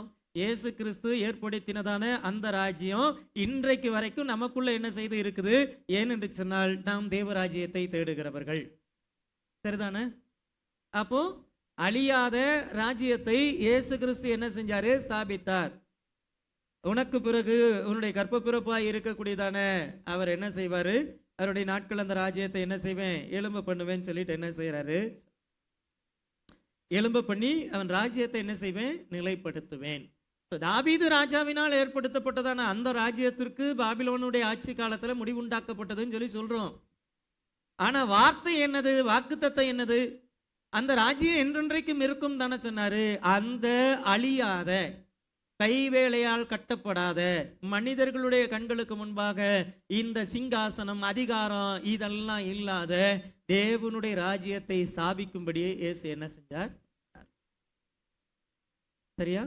இப்ப இந்த ராஜ்யம் இந்த 2000 வருஷம் கடந்தாச்சு. இந்த ராஜ்யத்தை அழித்து போடுவேன் அப்படின்னு சொல்லி சொன்ன யாரும் இன்னைக்கு என்ன செய்யல இல்ல. ரோம பேரரசன்ல ஒருத்தன் சொன்னா, இன்னும் 25 ஆண்டுகளுக்கு உள்ளாக கிறிஸ்தவம் இந்த பூமியில இருந்து துடைத்து எறியப்படும் அப்படின்னு சொல்லிட்டு சொன்னார். அவருக்கு பின்னாடி வந்த ராஜா கான்ஸ்டன்டைன் அப்படிங்கிறதான ராஜா, அவரு என்ன செய்யறாருன்னா, ஒரு போருக்கு போறப்போ சிலுவையை என்ன செய்யறாருன்னா சொப்பனத்துல பார்க்கிறார், போயிட்டு ஜெயிச்சிடறாரு. உடனே அவர் என்ன செய்யறாருன்னா கிறிஸ்தவத்தை ஏற்றுக்கொண்டு கிறிஸ்தவத்தை அரசாங்க மதமாக என்ன செய்யறார், ரோமன் எம்பையர்ல மாத்துறார். கண்டிப்பா என்ன செய்யணும், எல்லாரும் சர்ச்சுக்கு போகணும், கண்டிப்பா எல்லாரும் கிறிஸ்துவை என்ன செய்யணும், ஏற்றுக்கொள்ளணும்னு சொல்லி சொன்னார். அப்போ ஒரு ராஜா கிறிஸ்தவர்கள் எல்லாம் அழிக்கணும்னு சொல்லிட்டு மிக தீவிரமாய் செயல்படுகிற போது தேவன் என்ன செய்யறாரு, வேறொருவனை எழுப்புகிறார். வில்லியம் டிண்டல் நினைக்கிறேன், எனக்கு பேர் சரியா ஞாபகம் இல்லை. அந்த அந்த வேதத்தை குறித்து, மொழிபெயர்ப்பை குறித்து சொல்லும்போது சொல்லுவாங்க, இங்கிலாந்து தேசத்துல ஒரு நபர் வந்து எழும்பி சொல்றாரு, அவரு இதே மாதிரி காரியத்தை சொல்றாரு, பைபிள் அப்படிங்கிற ஒன்றும் இல்லாம என்ன செய்யணும், நான் இன்னொரு 25 வருஷங்கள்ல என்ன செஞ்சேன்னா அழிந்துரும் சொல்லி சொல்றாரு. அவருடைய காலம் முடிஞ்சதுக்கு பிறகு பைபிள் சொசைட்டியிலிருந்து அவருடைய வீட்டை வாங்கி அவர் வீட்டில் இருந்து தான் அச்சடிச்சு இங்கிலாந்து தேசம் முழுக்க என்ன செஞ்சுன்னா பைபிள் விநியோகம் செய்யப்பட்டது அப்படின்னு என்ன செய்யறோம் பார்க்குறோம். ஸோ கிறிஸ்தவத்தையோ கிறிஸ்தவர்களுடைய வேதத்தையோ அழிச்சிருவேன், இன்னும் 25 வருஷம் தான், இன்னும் 50 வருஷம் தான், இன்னும் 100 வருஷம் தான் இப்படின்னு சொன்னவன்லாம் போனானே தவிர தேவன் ஏற்படுத்தின என்றென்றைக்கும் அழியாத தேவனுடைய ராஜ்யம் இன்றைக்கு வரைக்கும் என்ன செய்து இருக்குது. சரிதானே? இப்ப நம்மளையெல்லாம் யார் ஆட்சி செய்யறா? மேலான அதிகாரங்களுக்கு கீழ்ப்படிங்கன்னு சொல்லி சொல்றதுனால கீழ்ப்படிகிறமே தவிர என்னுடைய ராஜா அவருதான். ராஜாதி ராஜாவும் கத்தாதி கத்தாவுமா என்ன செய்யறாரு, இருக்கிறார். நம்ம ஆண்டவருக்கு உம்முடைய சித்தத்தின்படி என்ன செய்யணும், எனக்கு ஆக கடவுது, அவருடைய சித்தம், அவருடைய விருப்பம். அப்போ இதுக்கு நம்ம இடம் கொடுக்கிற வரைக்கும் நம்முடைய வாழ்க்கையில தேவராஜ்யம் என்ன செய்து செயல்படுது அப்படின்னு என்ன செய்யறோம் பார்க்கிறோம். 13ஆம் வசனம், அவன் என் நாமத்திற்கென்று ஒரு ஆலயத்தை கட்டுவான், அவன் ராஜ்யபாரத்தினுடைய சிங்காசனத்தை என்றென்றைக்கும் என்ன செய்வேன், நிலைப்படுத்துவேன். சரியா? இது இந்த வசனங்கள் பார்த்தீங்கன்னா மிக்ஸ் ஆகி தான் வரும். இப்போ தீர்க்க தரிசனங்களை பொறுத்த வரைக்கும் நம்ம அதை தெளிவாக புரிஞ்சுக்கணும். அதை கேட்குற அன்னைக்கு கேட்கக்கூடியதான நபருக்கு அது பொருந்தும். இந்த வார்த்தைகள் சாலமோனுக்கு 100க்கு 100 என்ன செய்யும், பொருந்தும். அதே சமயம் பின்வரும், ஏன்னா அந்த சாலமோனுடைய நாட்களுக்கு பிறகு இருக்கக்கூடியதான காரியம் அல்லது தாவீதுக்கு பிறகு இருக்கக்கூடிய, தாவீதுக்கு சில காரியங்கள் புரியாது. தாவீது ஆவியில் ஏவப்பட்டு தாவீது பேசின சில காரியங்களுக்கான அர்த்தம் தாவீதுக்கே புரியாது. ஏசாயா ஆவியில் ஏவப்பட்டு பேசின சில காரியங்களுக்கு ஏசாயாவுக்கு அன்னைக்கு அர்த்தம் புரிஞ்சிருக்கு. மெய்யாகவே அவர் நம்முடைய பாடுகளை ஏற்றுக்கொண்டு நம்முடைய துக்கங்களை சுமந்து கொண்டார். என்னங்க யாரை பத்தி சொல்லியிருக்கு தெரியல. ஆவியில நிறைஞ்சு அவர் பேசி என்ன செய்யறார், எழுதி வச்சிருக்கிறார். என் ஆத்துமாவை பாதாளத்தில் விடீர், உம்முடைய பரிசுத்தர் அழிவை காண ஒட்டீர். இது பேசுற பத்தி ஆவிது அவரை பத்தி தான் சொல்றாருன்னு தான் நினைச்சிருப்பாங்க. தீர்க்க தரிசனம் அது அந்த காலத்திற்கும் பொருந்தும், அது தீர்க்க தரிசனம் அது எதிர்காலத்துக்கும் பொருந்தும். இப்ப இது அப்படியே இயேசு கிறிஸ்துவுக்கு என்ன செய்யும், பொருந்தும். இன்றைக்கு நமக்கு இருக்கக்கூடியதான நமக்கும் பொருந்தும். ஸோ இது ஏன்னா இது கிறிஸ்துவனுடைய நாட்களோட இந்த தீர்க்க தரிசனம் முடியல, என்றென்றைக்கும் அப்படிங்கிறப்போ அவருடைய 2ஆம் வருகை வரைக்கும் வரப்போகிற ஒவ்வொரு தலைமுறைகளுக்கும் அந்த வசனம் என்ன செய்யும், பொருந்தும் அப்படின்னு என்ன செய்யறோம் பார்க்கிறோம். உன் நாட்கள் நிறைவேறி நீ உன் பிதாக்களோட நித்திரை பண்ணும்போது நான் உனக்கு பின் உன் கற்ப பிறப்பாகிய சந்ததியை எழும்ப பண்ணி அவன் ராஜ்யத்தை என்ன செய்வேன், நிலைப்படுத்துவேன் அப்படின்னு என்ன செய்றோம் சொல்லிட்டு 15ஆம் வசனத்துல சொல்றாரு, உனக்கு முன்பாக நான் தள்ளிவிட்ட சவுலிடத்திலிருந்து என் கிருபை விலக்கினது போல அவனை விட்டு விலக்க மாட்டேன். உன் வீடும் உன் ராஜ்யமும் என்றென்றைக்கும் எனக்கு முன்பாக சிறப்பட்டிருக்கும், உன் ராஜாசனம் என்றென்றைக்கும் நிலை பெற்றிருக்கும் என்று சொல்ல சொன்னார் அப்படின்னு என்ன செய்றோம்.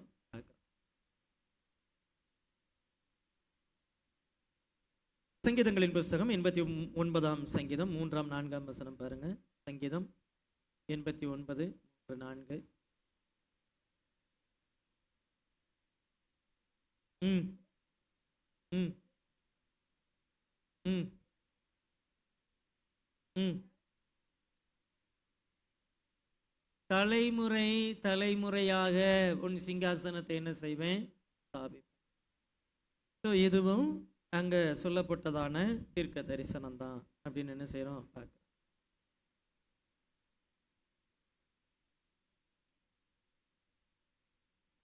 சரி, சங்கீதம் 89ஆம் சங்கீதம் 20லிருந்து 37 வரைக்கும் இருக்கு. இதுல எல்லா வசனங்களையும் வாசிக்கல, நீங்க வீட்டுல போய் என்ன செய்யுங்க, இந்த வேத பகுதிகளை வாசித்து பாருங்க. என் தாசனாகிய தாவீதை கண்டுபிடித்தேன், என் பரிசுத்த தைலத்தினால் அவனை அபிஷேகம் பண்ணினேன், என் கை அவனுடைய உறுதியாய் இருக்கும், என் புயம் அவனை பலப்படுத்தும்.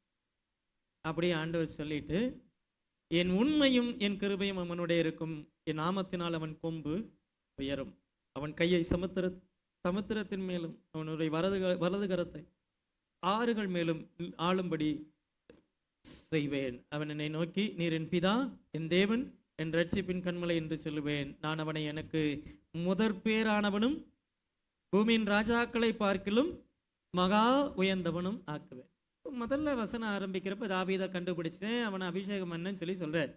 இந்த இடத்துல நான் அவனை எனக்கு முதற் பேரானவனும் பூமியின் ராஜாக்களை பார்க்கலும் மகா உயர்ந்தவனும் ஆக்குவேன். எக்ஸாக்டா இந்த வசனம் யாரை பத்தி சொல்லுது, யாரை பத்தி சொல்லுது, இயேசு கிறிஸ்துவை பத்தி தான். தாவீது முதற் பேரானவனா இல்ல, ஆனா இஸ்ரவேல் புத்திரர்களை பொறுத்த வரைக்கும் முதற் பேரா பிறக்கிறவனுக்கு தான் அந்த சேஷ்ட புத்திர பாகம் அப்படிங்கிறது கிடையாது. அந்த குடும்பத்துல யார் அந்த அந்த ஓங்கின ஒரு புகழோடு ஆசீர்வாதத்தோடு அந்த குடும்பத்துல உயர்த்தப்படுறாங்களோ, தேவனால் உயர்த்தப்படுறாங்களோ, அவங்களுக்கு அந்த முதற் பேரான ஆசீர்வாதங்கள் போகும். இப்ப இந்த வசனத்தை எடுத்துட்டோம்னா தாவீதுக்கும் பொருந்தும். இது இயேசு கிறிஸ்துவுக்கு மிக மிக தாவீதை விட ரொம்ப அழகா என்ன செய்யணும், என் கிருபையை என்றென்றைக்கும் அவனுக்காக காப்பேன், என் உடன்படிக்கை என்ன செய்யும், அவனை உறுதிப்படுத்தும், அவன் சந்ததி என்றென்றைக்கும் நிலைத்திருக்கவும், அவன் ராஜாசனம் வானங்கள் உள்ள மட்டும் நிலை நிற்கவும் செய்வேன். அப்போ இந்த வசனம் தாவீதினுடைய தலைமுறைன்னு சொல்லிட்டு அந்த சாலமோனுக்கு பிறகு ரெகோபயாம் அப்படி அந்த இதை பத்தி பேசல, அந்த ராஜாசனத்தை பத்தி பேசல, தேவனுடைய ராஜ்யத்தை குறித்து என்ன செய்யறார்னா பேசுறார் அப்படின்னு என்ன செய்யறோம் பார்க்க. சரியா?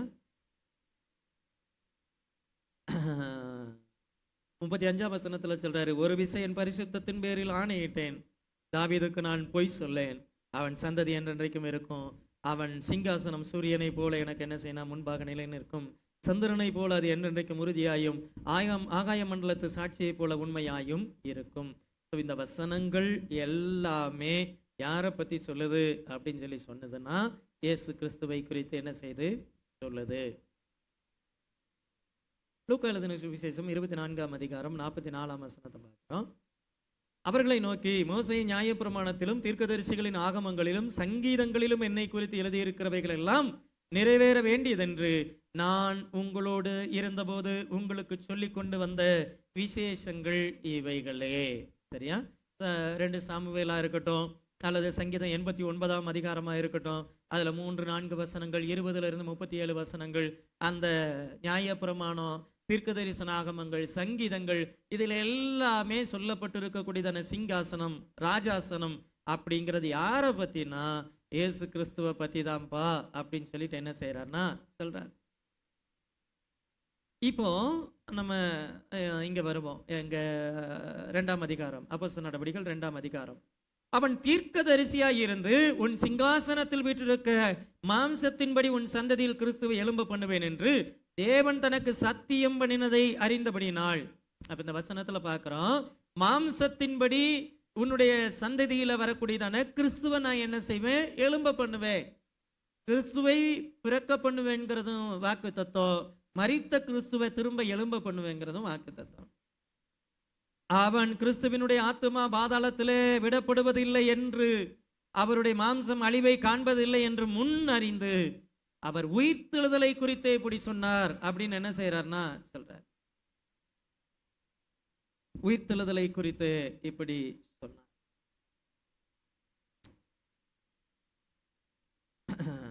அந்த இயேசுவை தேவன் எழுப்பினார். இதற்கு நாங்கள் எல்லாரும் என்ன செய்யறோம்? சாட்சிகளாய் இருக்கிறோம் அப்படின்னு என்ன செய்யறோம்?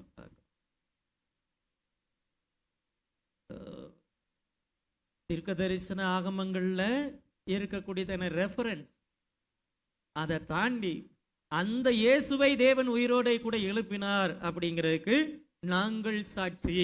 நாங்கள் சாட்சி அப்படிங்கிறதுல பேதுரு தன்னை முன்னிறுத்தி கூறுகிறார். தன்னோடு இருக்கக்கூடியதான 120 பேரையும் கூறுகிறார். இயேசு கிறிஸ்து உயிரோடு எழுந்திருந்து ஏறக்குறைய 500 பேருக்கு என்ன செய்தார்னா சாட்சி அளித்தார் அப்படின்னு என்ன செய்யறோம் பார்க்கிறோம். கடைசியா சொல்றப்போ பரமேறி சென்றதற்கு பிறகு சவுல் சொல்றாரு, அகால பிறவி போன்ற எனக்கும் தேவன் என்ன செஞ்சார்னா காட்சி அளித்தார் அப்படின்னு என்ன செய்யறாரு சொல்றாரு. ஸோ நாங்களும் சாட்சிகளாக இருக்கிறோம். அவர் தேவனுடைய வலது கரத்தினால் உயர்த்தப்பட்டு, நீ நினைக்கிற இயேசுவை என்ன செஞ்சிட்டோம்? அக்கிரமக்காரர்கள் பிடிச்சிட்டீங்க, சிலுவையில் அரைஞ்சிட்டீங்க. எப்ப அவர் சிலுவையில் அறையப்பட்டார், அவர் மரித்தார், அவர் அடக்கம் பண்ணப்பட்டார், உயிரோடு கூட எழுந்தார், தேவனுடைய வலது பாரிசத்தில் உயர்த்தப்பட்டிருக்கிறார். சொல்றாரு, ஒரு மதிப்பிற்குரிய இடத்திற்கு தேவன் அவர் இயேசு என்ன செஞ்சிட்டாரு? போயிட்டாரு. ஏன்? இது எல்லாமே தேவனுடைய முன்னறிவு. இப்படி கிறிஸ்துவினுடைய இரத்தத்தின் மூலமாய் மனுக்குலத்திற்கான மீட்பை கொண்டு வர வேண்டும் என்பது தேவனுடைய திட்டம். இது தேவனுடைய முன்னறிவு.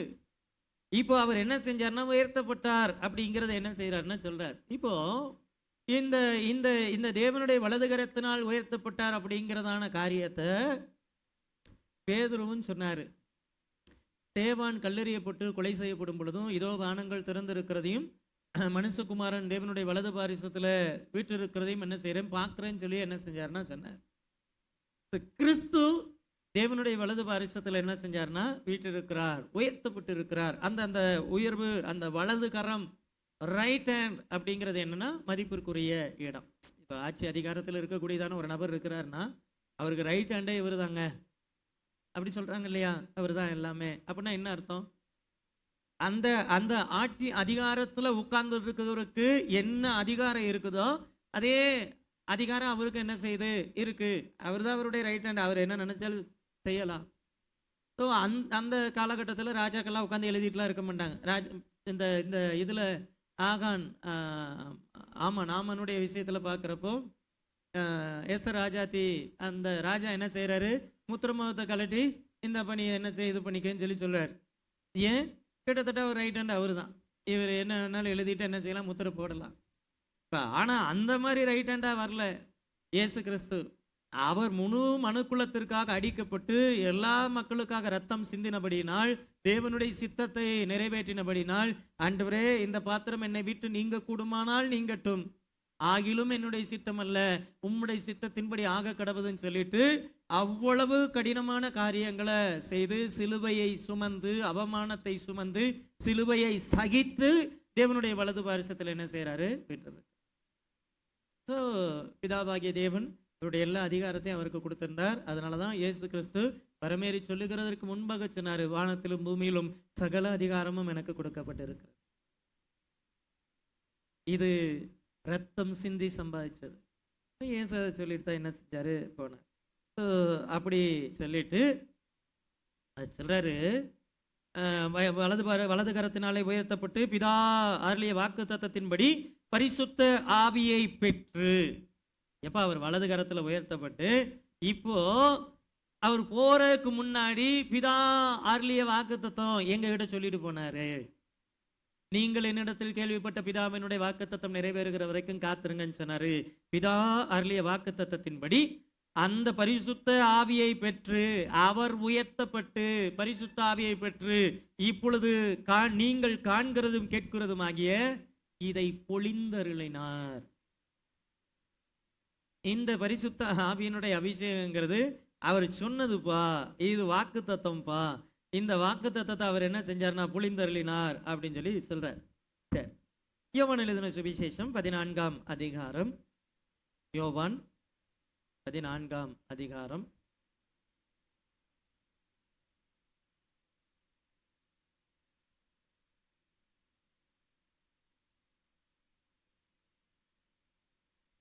பதினாறு 17. நான் பிதாவை வேண்டிக் கொள்ளுவேன், அப்பொழுது என்றென்றைக்கும் உங்களுடனே இருக்கும்படி சத்திய ஆவியாகிய வேறொரு தேற்றரவாளனை அவர் உங்களுக்கு தந்தருளுவார். உலகம் அந்த சத்திய ஆவியாரவரை காணாமலும் அறியாமலும் இருக்கிறபடினால் அவரை பெற்றுக்கொள்ள மாட்டாது. அவர் உங்களுடனே வாசம் பண்ணி உங்களுக்குள் இருப்பதால் நீங்கள் அவரை என்ன செய்வீங்க? அறிவீர்கள். இப்போ நீங்கள் என்னிடத்தில் கேள்விப்பட்ட பிதாவினுடைய வாக்குத்தத்தம் நிறைவேறுகிற வரைக்கும் எருசலேமில காத்திருங்கள் சொல்லிட்டு அவரு உயிரோடு இருக்கிற நாட்கள்ல சொல்றாரு, நான் பிதாவை வேண்டிக் கொள்ளுவேன், நீ இங்க உட்கார்ந்து கேளு, நான் தேவனுடைய வலது வாரிசத்துல உட்கார்ந்து நானும் என்ன செய்யறேன் கேட்கிறேன், அப்பொழுது என்றென்றைக்கும் உங்களுடனே கூட இருக்கும்படியாக சத்திய ஆவியாகிய வேறொரு தேற்றரவாளனை உங்களுக்கு என்ன செய்வார்? அனுப்புவார். வேறொரு தேற்றரவாளனை என்ன செய்வாரு? இதுதான் அவரு சொன்னதுதான் அப்படிங்கிறத சொல்றார். 26ஆம் வசனம் பாருங்க, அதே அதிகாரத்துல 26. என் நாமத்தினாலே பிதா அனுப்ப போகிற பரிசுத்த ஆவியாகிய தேற்றரவாளனே எல்லாவற்றையும் உங்களுக்கு போதித்து நான் உங்களுக்கு சொன்ன எல்லாவற்றையும் உங்களுக்கு நினைப்பூட்டுவார். அவர் உங்களுக்கு என்ன செய்வார்? ஞாபகப்படுத்துவார்ப்பா. என்ன ஞாபகப்படுத்துவாரு? நான் உங்களுக்கு சொன்ன எல்லாவற்றையும். இயேசு கிறிஸ்துனுடைய போதனைகளை நினைவுபடுத்துறது தான் சத்திய ஆவியாகிய தேற்றரவாளனுடைய வேலை. இத அவர் என்ன செய்யறாருன்னா சொல்றாரு, பிதார்லிய வாக்கு தத்தத்தின்படி இதை யோவேல் சொன்னார், மாம்சமான யாவர் மேலும் என்னுடைய ஆவியை ஊற்றுவேன். அதுதான் பிதா சொன்ன வாக்கு தத்தம். அதை இயேசுவும் சொன்னாரு, நீங்கள் காண்கிறதும் கேட்கிறதும் ஆகிய இந்த ஆவியை பொழிந்தருளினார் அப்படின்னு சொல்லிட்டு சொல்றாரு. தாவீது பரலோகத்துக்கு எழுந்து போகலையே, உம்முடைய பரிசுத்தர் அழிவை காண ஒட்டீர் அப்படின்னு சொல்லி தாவீது தன்னை குறித்து பேசியிருந்தா தாவீது பரலோகத்துக்கு எழுப்பி போனாரா? தாவீதினுடைய கல்லறை நாள் வரைக்கும் நம்ம மத்தியில என்ன செய்து இருக்குது? அப்படியானால் அந்த வார்த்தை தாவீதுக்கு உரியது அல்ல. நான் உம்முடைய சத்துருக்களை எல்லாம் உமக்கு பாதபடி ஆக்கி போடும் வரைக்கும் நீர் என்ன வலது பாரிசல் உட்காரும் என்று கர்த்தர் என் ஆண்டவருடனே சொன்னார் என்று அவனே சொல்லி இருக்கிறான். என்னது? உன் சத்துருக்களை எல்லாம் உம்முடைய சத்துருக்களை எல்லாம் உமக்கு பாதபடி ஆக்கி போடும் வரைக்கும் என்னுடைய வலது வாரிசத்துல உட்காரும் என்று என் ஆண்டவருடனே சொன்னார். தாவீது சொன்ன ஆண்டவர் இயேசு கிறிஸ்து, தேவனுடைய வலதுகரத்தினாலே உயர்த்தப்பட்டதான ஆண்டவர் இயேசு கிறிஸ்து. சத்துருக்கள் அவங்க எல்லாரையும் நிர்மூலமாக்கி போடும் வரைக்கும் இன்னும் நிறைய காரியங்கள் என்ன செய்து நடக்க போகுது அப்படிங்கிறத சொல்லிட்டு அவர் என்ன செய்யறாருன்னா, சொன்னதுக்கு பிறகு 36ஆம் வசனத்துல கன்க்ளூஷனுக்கு வர்றாரு. ஆகையினால் நீங்கள் சிலுவையில் அறைந்த இந்த இயேசுவை தேவன் ஆண்டவரும் கிறிஸ்துவும் ஆக்கினார் என்று இஸ்ரவேல் குடும்பத்தார் யாவரும் நிச்சயமாய் அறிய கடவீர். ரொம்ப அழகா ஒரு கன்க்ளூஷன் கொடுத்து முடிக்கிறாரு. நீங்கள் சிலுவையில் அறைந்த இயேசுவை தேவன் என்ன செஞ்சாரு? ஆண்டவரும் கிறிஸ்துவும் ஆக்கினார். கிறிஸ்துனா யாரு? மேசியா. கிறிஸ்துனா யாரு? அபிஷேகிக்கப்பட்டவர். கிறிஸ்துனா யாரு? அனுப்பப்பட்டவர். எப்ப நீ யார பிடிச்சு சிலுவையில் அரைஞ்சியோ அவர் தான் மேசியா, அவர் தான் கிறிஸ்து, அவர் தான் இஸ்ரவேல் குடும்பத்துக்கெல்லாம் ஆண்டவர் அப்படின்னு என்ன செய்யறாருன்னா, இந்த கிறிஸ்துவமாக்கினார் ஆண்டவரும் அப்படிங்கிறதான வார்த்தை, அந்த வார்த்தையினுடைய பொருள் எஜமானர். அல்லது சொந்தக்காரர். இந்த இஸ்ரவேல் குடும்பத்திற்கெல்லாம் எஜமானர் அவர்தான். இந்த இஸ்ரவேல் குடும்பத்திற்கெல்லாம் சொந்தக்காரர் அவர்தான் அப்படிங்கிறத சொல்ற. சங்கீதம் 110 சங்கீதம் 110 சங்கீதம் 1 வசனம் பாருங்க. கர்த்தரின் ஆண்டவரை நோக்கி, நான் உம்முடைய சத்துருக்களை எல்லாம் உமக்கு பாதபடியாக்கி போடும் வரைக்கும் நீர் என்னுடைய வலது வாரிசத்தில் உட்காரும் என்றார். கர்த்தர் என் ஆண்டவரை நோக்கி. அப்ப தாவீது இங்கேயும் தீர்க்க தரிசனமா ஒரு வார்த்தை சொல்றாரு. கர்த்தர் என் ஆண்டவரை நோக்கி, கர்த்தர் என் ஆண்டவரை இயேசு கிறிஸ்துவை நோக்கி, நான் உம்முடைய சத்துருக்களை எல்லாம் உமக்கு பாதபடியாக்கி போடும் வரைக்கும். பாதபடியாக்கி போடும் வரைக்கும். பாதபடியாக்கி போறது என்னது? காலுக்கு கீழே. யாரெல்லாம் ஆண்டுடைய சத்துருக்களா இருக்கிறாங்களோ அவங்க எல்லாரும் எங்க தான் போகணும்? பாதபடியில விழுந்துதான் ஆகணும். இதுல வெளிப்படுத்தின விசேஷத்துல சொல்லப்பட்டு இருக்குது. அந்நாளில அநேகர் என்ன செய்வாங்க? ஆட்டுக்குட்டியானவருடைய கோபத்திற்கு தங்களை மறைத்துக் கொள்ளும்படிக்கு மலைகளையும் பர்வதங்களையும் பார்த்து, நீ எங்க மேல விழுந்து எங்களை என்ன செய்யுங்க, மறைச்சுக்கங்க அப்படின்னு சொல்லுவாங்க. ஏன்? அவரை குத்தின கண்கள் யாவும் அவரை என்ன செய்யும்? தாக்கும். அவரை குத்தினவர்கள்னா இயேசுவை சிலுவையில் அறைந்தவர்கள். அவங்க மட்டுமா? இன்றைக்கு வரைக்கும் யாரெல்லாம் இயேசுவை துன்பப்படுத்துகிறார்களோ, குத்துகிறார்களோ, சபைக்கு விரோதமாக எழும்புகிறார்களோ எல்லாருக்கும் அந்த வார்த்தை பொருந்தும். அவர்கள் எல்லாருக்கும் என்ன செய்யும்? பொருந்தும். அவர்கள் எல்லாரும் பாதபடி ஆக்கி போடும் வரைக்கும் நீ என்னுடைய வலது பாரிசத்தில் உட்காரும் என்று சொல்லி சொன்னார்.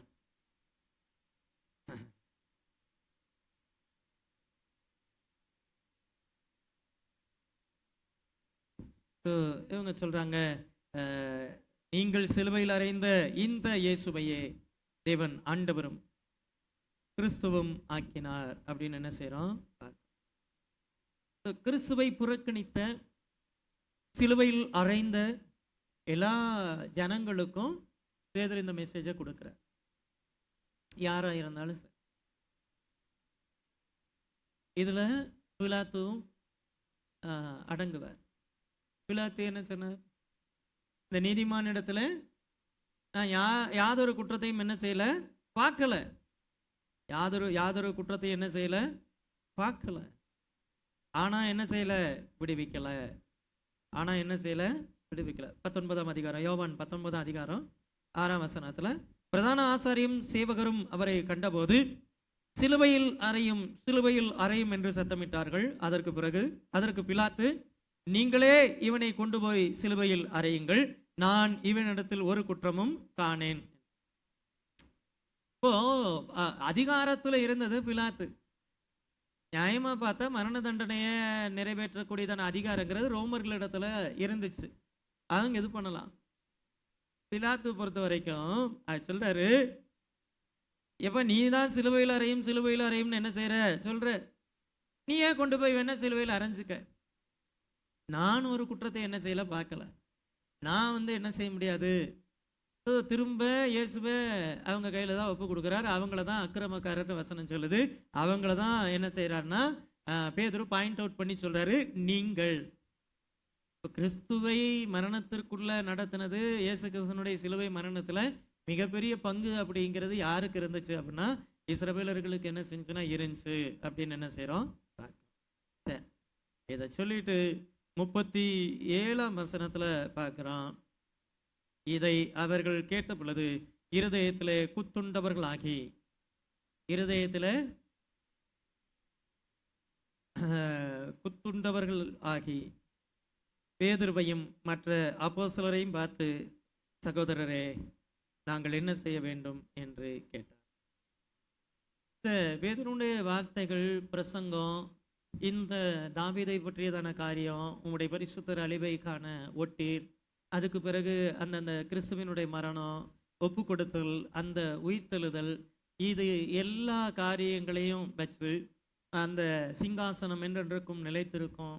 இந்த இந்த ஒரு 14 36 வரையில் இருக்கக்கூடிய இந்த வசனங்கள், இந்த பிரசங்கம், இதை கேட்டப்போ இருதயத்தில் குத்துண்டவர்கள் ஆகி. இருதயத்தில் குத்துண்டவர்கள் என்னது?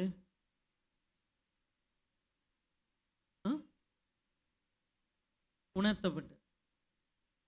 பேதுரு பேசி திருந்துற ஆட்கள் அவங்க, இயேசு பேசிய திருந்தாத ஆட்கள் தானே, அப்படித்தானே? இயேசு பேசிய அந்த வேலையை பரிசுத்த ஆவியானவர் என்ன செய்யறாரு? செய்யறாரு. பரிசுத்த ஆவியானவர் என்ன செய்யறாருன்னா, அந்த ஒரு ஒரு இருதயத்துல குத்தப்பட்ட ஒரு உணர்வை என்ன செய்யறார்? அவர் வந்து சகல சத்தியத்திற்குள்ளும் என்ன செய்வார்? தீர்க்க தரிசனங்கள், நியாய பிரமாணங்கள், சங்கீதங்கள்ல சொல்லப்பட்டு இருக்கக்கூடிய எல்லாமே சத்தியம்தான். கிறிஸ்து பூமியில் இருந்த நாட்களிலே போதித்த எல்லாமே சத்தியம்தான். அந்த சத்தியத்தை அதுவரைக்கும் காணாத அல்லது அதுவரைக்கும் உணராத, அதுவரைக்கும் அந்த அந்த இருதயத்துக்குள்ள போகாத அந்த வார்த்தைகள் அன்னைக்கு அவனுக்குள்ள என்ன செய்யுது? போகுது. இருதயத்திலே குத்துண்டவர்களாகி அப்படின்னா என்னது? ஐயோ நம்ம என்ன செஞ்சிட்டோம்? தப்பு பண்ணிட்டோமே, ஐயோ அந்த இயேசுவை நம்ம பிடிச்சி சிலுவையில அரைஞ்சிட்டோமே, ஐயோ இது தெரியாம நம்ம இத்தனை வருஷம் இருந்துட்டோமே அப்படின்னு சொல்லிட்டு அந்த மனதளவில் அவர்களுடைய மனசாட்சியில தேவன் ஒரு விளைவை ஏற்படுத்தினார். தேவன் ஒரு மனம் திரும்புதலை ஏற்படுத்தினார். அப்ப குத்தப்பட்டவர்களாகி அவங்க கேட்கிறாங்க, சகோதரரே நாங்கள் என்ன செய்ய வேண்டும்?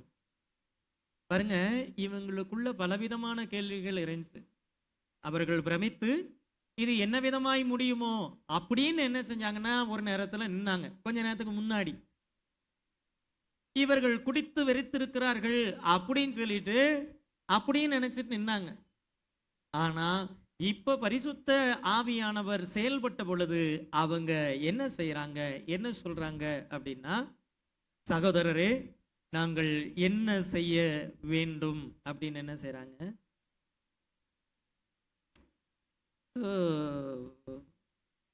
ஒரு ஒரு வசனம், அந்த வசனம் பேசப்பட்டதற்கு பிறகு உண்மையிலே இருதயத்திலே குத்துண்டவர்கள் ஆனால் என்ன செய்யணும் அப்படின்னா, மனம் திரும்பணும். மனம் திரும்பணும். பரிசுத்த ஆவியானவர் ஏற்படுத்தக்கூடியதான விளைவு அப்படிங்கிறது மனம் திரும்புதல். பிசாசானவன் ஏற்படுத்தக்கூடியதான விளைவு அப்படிங்கிறது கலகம். அப்போஸ்தலர் நடவடிக்கைகளின் புஸ்தகம் 16ஆம் அதிகாரம் 29-30 இதே மாதிரி ஒரு காரியத்தை நம்ம பார்க்கிறோம். சிறைச்சாலை தலைவன் அப்பொழுது அவன் தீபங்களை கொண்டு வர சொல்லி உள்ளே ஓடி நடுநடுங்கி பவுலுக்கும் சீலாவுக்கும் முன்பாக விழுந்து அவளை வெளியே அழைத்து கொண்டு வந்து, ஆண்டவன்மாரே ரட்சிக்கப்படுவதற்கு நான் என்ன செய்ய வேண்டும்? பவுலும் சீலாவும் சிறைச்சாலையில் அடைக்கப்பட்டப்போ பாடிட்டு இருக்கிறாங்க. சிறைச்சாலையினுடைய அஸ்திபாரங்கள் அசைது, சிறைச்சாலையினுடைய கதவுகள் எல்லாம் திறந்து கிடக்குது. எல்லாம் வெளியில தப்பிச்சு போயிருப்பாங்கன்னு சொல்லி தன்னை குத்தி கொண்டு சாக அவன் நினைக்கிறப்போ அவன் சொல்றான், உனக்கு கெடுதல் ஒன்று செஞ்சு கொள்ளாத, நான் இங்கேதான் இருக்கிறோம். எந்த கைதியா இருந்தாலும் வெளியில ஓடி இருப்பான். ஆனா அவங்க என்ன செய்யல? ஓடல. அவங்க இரவு முழுக்க பாடின பாடல் என்ன செஞ்சு அங்க கிரியை செஞ்சுட்டு தான் இருந்துச்சு. அப்போ இங்கேயும் அதுதான் நடக்குது. சிறைச்சாலை தலைவன் இவங்களை காவல்ல வைக்க வேண்டியது பொறுப்பு அவனுடையதான். இவங்களை அடிக்கக்கூடிய அதிகாரம் அவன் கையில என்ன செய்து இருந்துச்சு. அநேக அடிகள் அடிச்சுதான் திரும்ப தொழுமரத்துல மாட்டினாங்க. ஆனா வந்து கேட்கிறான், ஆண்டவன்மாரே ரட்சிக்கப்படுவதற்கு நாம் என்ன செய்ய வேண்டும்? பாருங்க, நாம் அல்ல, நம்முடைய பிரசங்கங்கள் அல்ல, ஆவியானவரே கிரியை செய்ய முடியும். நீங்க யாருக்காவது ஒருத்தருக்கு சுவிசேஷம் சொல்லிட்டே இருக்கிறீங்க. நம்ம சொல்ல வேண்டியதை நம்ம சொல்லணும், நம்ம செய்ய வேண்டியதை நம்ம செய்யணும். ஒரு நாள் பரிசுத்த ஆவியானவர் கிரியை செய்வார். ஒரு நாள் பரிசுத்த ஆவியானவர் இடைப்படுவார். ஒரு நாள் பரிசுத்த ஆவியானவர் செயல்படுவார். அன்னைக்கு அவங்க என்ன செய்வாங்கன்னா, நான் என்ன பண்ணணும்? அந்த கேள்வி என்ன செய்யும் வரும். நான் ரட்சிக்கப்படுவதற்கு நான் என்ன செய்யணும் அப்படின்னு என்ன செய்யும், அந்த கொஸ்டின் என்ன செய்யும் வரும். யோவான் எழுதின சுவிசேஷம் 16ஆம் அதிகாரம்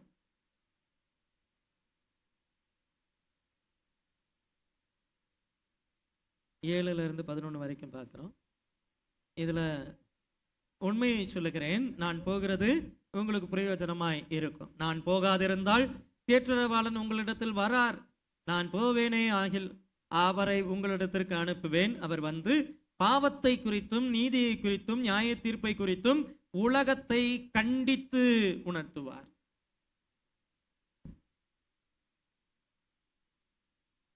பாவத்தை குறித்தும் he will convict the world of sin and of righteousness and of judgment.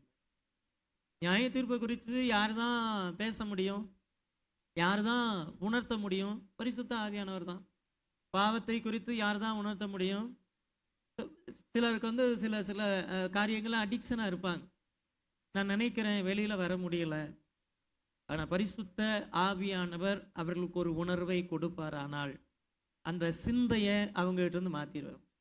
அந்த சிந்தையை மாற்றுறது பரிசுத்த ஆவியானவரால் மட்டும்தான் என்ன செய்யும் முடியும். அந்த உணர்வை நீதியை குறித்து இதைத்தான் வந்து ஃபெலிக்ஸ் அவர்கிட்ட வந்து பேதுரு என்ன செஞ்சாரு, பிரசங்கம் பண்றார். அவர் என்ன சொன்னாரு, பாவத்தை குறித்தும் நியாய தீர்ப்பை குறித்தும் பேசுறப்போ நீ கொஞ்சம் குறைய என்னை கிறிஸ்தவன் ஆகிறதற்கு சம்மதிக்க பண்ணுகிறாய் அப்படின்னப்போ அவர் சொல்றாரு, கொஞ்சம் குறையல்ல, இந்த கட்டுகள் நீங்கி முற்றிலும் நீர் என்னை போல் ஆக வேண்டும் என்று வேண்டிக் கொள்ளுகிறேன். அப்படின்னா என்ன அர்த்தம்? முற்றிலும் நீர் என்னை போல் ஆகணும்னா இந்த கட்டுகள் நீங்க, இந்த சங்கிலி மட்டும் இல்லாம நான் விட்டா நான் எப்படி இருப்பனோ அப்படி நீங்க என்ன செய்யணும், மாறணும். அப்படின்னா ஒவ்வொரு பட்டணத்திலையும் ஒவ்வொரு தேசத்திலையும் போய் என்ன செய்யணும், சுவிசேஷத்தை அறிவிக்கணும். அவர் கொஞ்சம் அந்த நியாய தீர்ப்பை குறித்தெல்லாம் பேசுறப்போ போதுப்பா நிறுத்து, இப்ப வேண்டாம், இன்னொரு தடவை பேசுவோம் அப்படின்னு சொல்லிட்டு அனுப்புறாரு. ஏன்? அந்த நியாய தீர்ப்பை குறித்து பேசுகிறதுக்கு அவர் என்ன செய்யல, இடம் கொடுக்கல. பரிசுத்த ஆவியானவருடைய இடைபடுதல்ங்கிறது அங்க இருந்தப்பவும் கேட்கறதுக்கு பெலிக்ஸ் தயாரா இல்ல. ஏன்? நியாய தீர்ப்பை குறித்து பேசுறார், ஆனா அவர் அந்த சிங்காசனத்தில் இருக்கிறப்போ பல காரியங்கள்ல காம்ப்ரமைஸ் பண்ணி போக வேண்டி இருக்கு. பல காரியங்கள்ல அந்த பெலிக்ஸினுடைய வாழ்க்கை சரி இல்லை. அப்போ அவரால் அந்த நியாய தீர்ப்பை குறித்து பேசப்படுகிறதான அந்த காரியங்களை ஏற்றுக்கொள்ள முடியல, அதை ஏற்றுக்கொள்ள தயாராகவும் இல்லை. போதும்பா நிறுத்து, நீ என்ன செய், கிளம்புன்ட்டு. இங்க கீழே நிக்கிறவங்க கிட்ட சொல்றாரு, நீங்க என்ன செஞ்சீங்க, அந்த இயேசுவை சிலுவையில் அரைஞ்சீங்க, அவரை இஸ்ரவேல் குடும்பத்திற்கு தேவன் ஆண்டவரும் கிறிஸ்துவும் ஆக்கினான்னு சொல்லி சொல்றப்போ உண்மையாக ஒரு பாவ உணர்வு வருது. அவங்க என்ன செய்யறாங்கன்னா ஒப்பு கொடுக்குறாங்க. their words indicates repentance. அவங்களுடைய வார்த்தைகள் எதை வெளிக்காட்டுச்சு அப்படின்னு சொல்லி சொன்னா மனம் திரும்புதலை என்ன செஞ்சுன்னா வெளிக்காட்டினது அப்படின்னு என்ன செய்யறோம் பார்க்க. பேதுரு அவர்களை நோக்கி நீங்க என்ன செய்யுங்க, மனம் திரும்பி ஒவ்வொருவரும் பாவ மன்னிப்புக்கு என்று இயேசு கிறிஸ்துவின் நாமத்தினாலே ஞானஸ்நானம் பெற்றுக்கொள்ளுங்கள், அப்பொழுது பரிசுத்தாவியினுடைய வரத்தை என்ன செய்வீங்க, பெறுவீர்கள். பரிசுத்தாவியினுடைய வரம்னா என்னது? நாங்க இன்னைக்கு எப்படிப்பட்டதான அடையாளத்தோடு அந்நிய பாஷை அடையாளத்தோடு பேசுகிறோமோ, உங்களுடைய ஜென்ம பாஷைகளை தேவனுடைய மகத்துவங்களை பேசுகிறோமோ, இது உங்களுக்கும் கிடைக்கும். நீங்கள் மனம் திரும்பி பாவ மன்னிப்புக்கென்று இயேசு கிறிஸ்துவின் நாமத்தினாலே. பாருங்க, நல்லா புரிஞ்சுக்கணும். இந்த இந்த இந்த வார்த்தையை பொறுத்த வரைக்கும் இயேசு கிறிஸ்துவின் நாமத்தினாலேன்னு சொல்லிட்டு அங்க ஹைலைட் பண்ணி காமிச்சிருக்கிறதுக்கான காரணம் என்னன்னா, யூதர்கள் பிதாவாகிய தேவனை நம்பினார்கள், விசுவாசித்தார்கள். யூதர்கள் பரிசுத்த ஆவியானவரை விசுவாசித்தார்கள். யூதர்கள் இயேசு கிறிஸ்துவை மாத்திரமே மேசியாவாக என்ன செய்யல, ஏற்றுக்கொள்ளவில்லை அப்படின்னு என்ன செய்யறோம் பார்க்கிறோம். அன்றைக்கு கர்த்தராகிய கிறிஸ்துவினுடைய நாமத்தினாலே, இயேசு கிறிஸ்துவின் நாமத்தினாலே என்ன செஞ்சாங்க, ஞானஸ்நானம் பெற்றார்கள். சரி, யோவான் ஸ்நானகன் ஞானஸ்நானம் கொடுத்தார். யோவான் ஸ்நானகன் என்ன நாமத்துல ஞானஸ்நானம் கொடுத்திருப்பார்? என்னிலும் வல்லவர் ஒருவர் உண்டு, அவருடைய பாத்திரங்களையும் அந்த வாரையும் அவிழ்க்கிறதற்கு நான் பாத்திரவான் அல்ல. ஆனா யோவான் மனம் திரும்புதலை குறித்து பேசினார். யோவான் பாவம் மன்னிப்பிற்கென்று என்ன செஞ்சார்னா பேசினார். யோவான் நீதியை குறித்தும் நியாய தீர்ப்பை குறித்தும் இனிவரும் காரியங்களை குறித்து என்ன செஞ்சார்னா எச்சரித்தார். அதனாலதான் விரியன் பாம்பு குட்டிகளே, வரும் கோபத்திற்கு தப்பிக்கொள்ள உங்களுக்கு வகை காட்டினவன் யார் அப்படின்னு சொல்லிட்டு கேட்டார். அப்போ வரும் கோபத்திற்கு தப்பிக்கொள்வதற்கான வழி மனம் திரும்புதலுக்கென்றும் பாவ மன்னிப்புக்கென்றும் இந்த ஞானஸ்நானம். அப்ப அவர் என்ன நாமத்துல ஞானஸ்நானம் கொடுத்திருப்பாரு?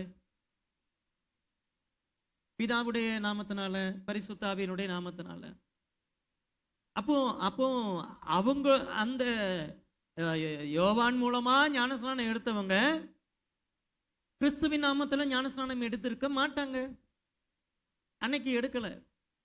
அப்போ அவர்களும் திரும்ப இயேசு கிறிஸ்து நாமத்தில் என்ன செய்வாங்க, ஞானஸ்நானம் எடுத்திருப்பாங்க.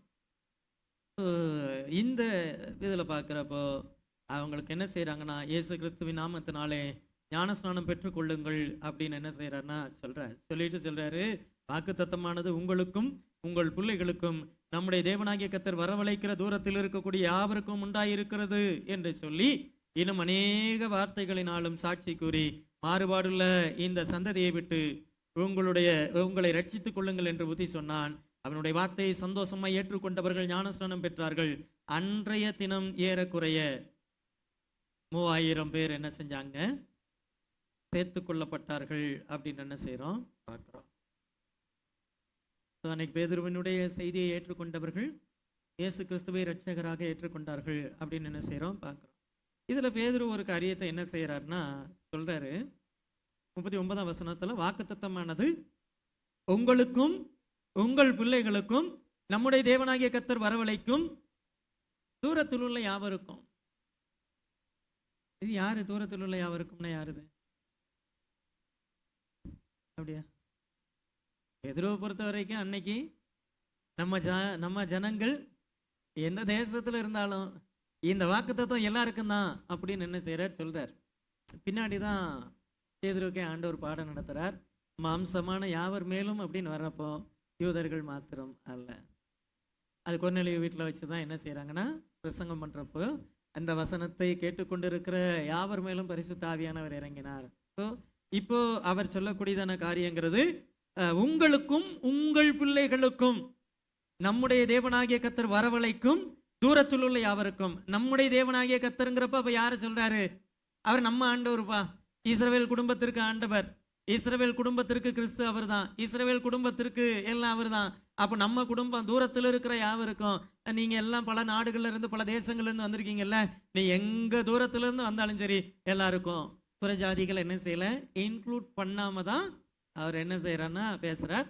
அந்த எருசலேம்ல அன்னைக்கு ரட்சிக்கப்பட்டு ஞானஸ்நானம் எடுத்த 3000 பேர் எல்லாருமே என்ன யூதர்கள் தான் அப்படின்னு என்ன செய்யறேன்னா பார்க்கிறோம். ஒரு பிரசங்கம் 3000 பேர் என்ன செஞ்சாங்க, ரட்சிக்கப்பட்டார்கள் அப்படின்னு என்ன செய்யறோம் பார்க்கிறோம். அந்த ரட்சிப்புல மிகப்பெரிய பங்கு அப்படிங்கிறது பேதுருவினுடைய பிரசங்கம் அப்படிங்கிறத தாண்டி பேதுருவின் மூலமாக ஆவியானவர் என்ன செஞ்சார்னா இடைப்பட்டார், சகல சத்தியத்திற்குள்ளும் அங்கிருந்த ஜனங்களை நடத்தினார் அப்படின்னு என்ன செய்யறோம். சரி, ஓகே.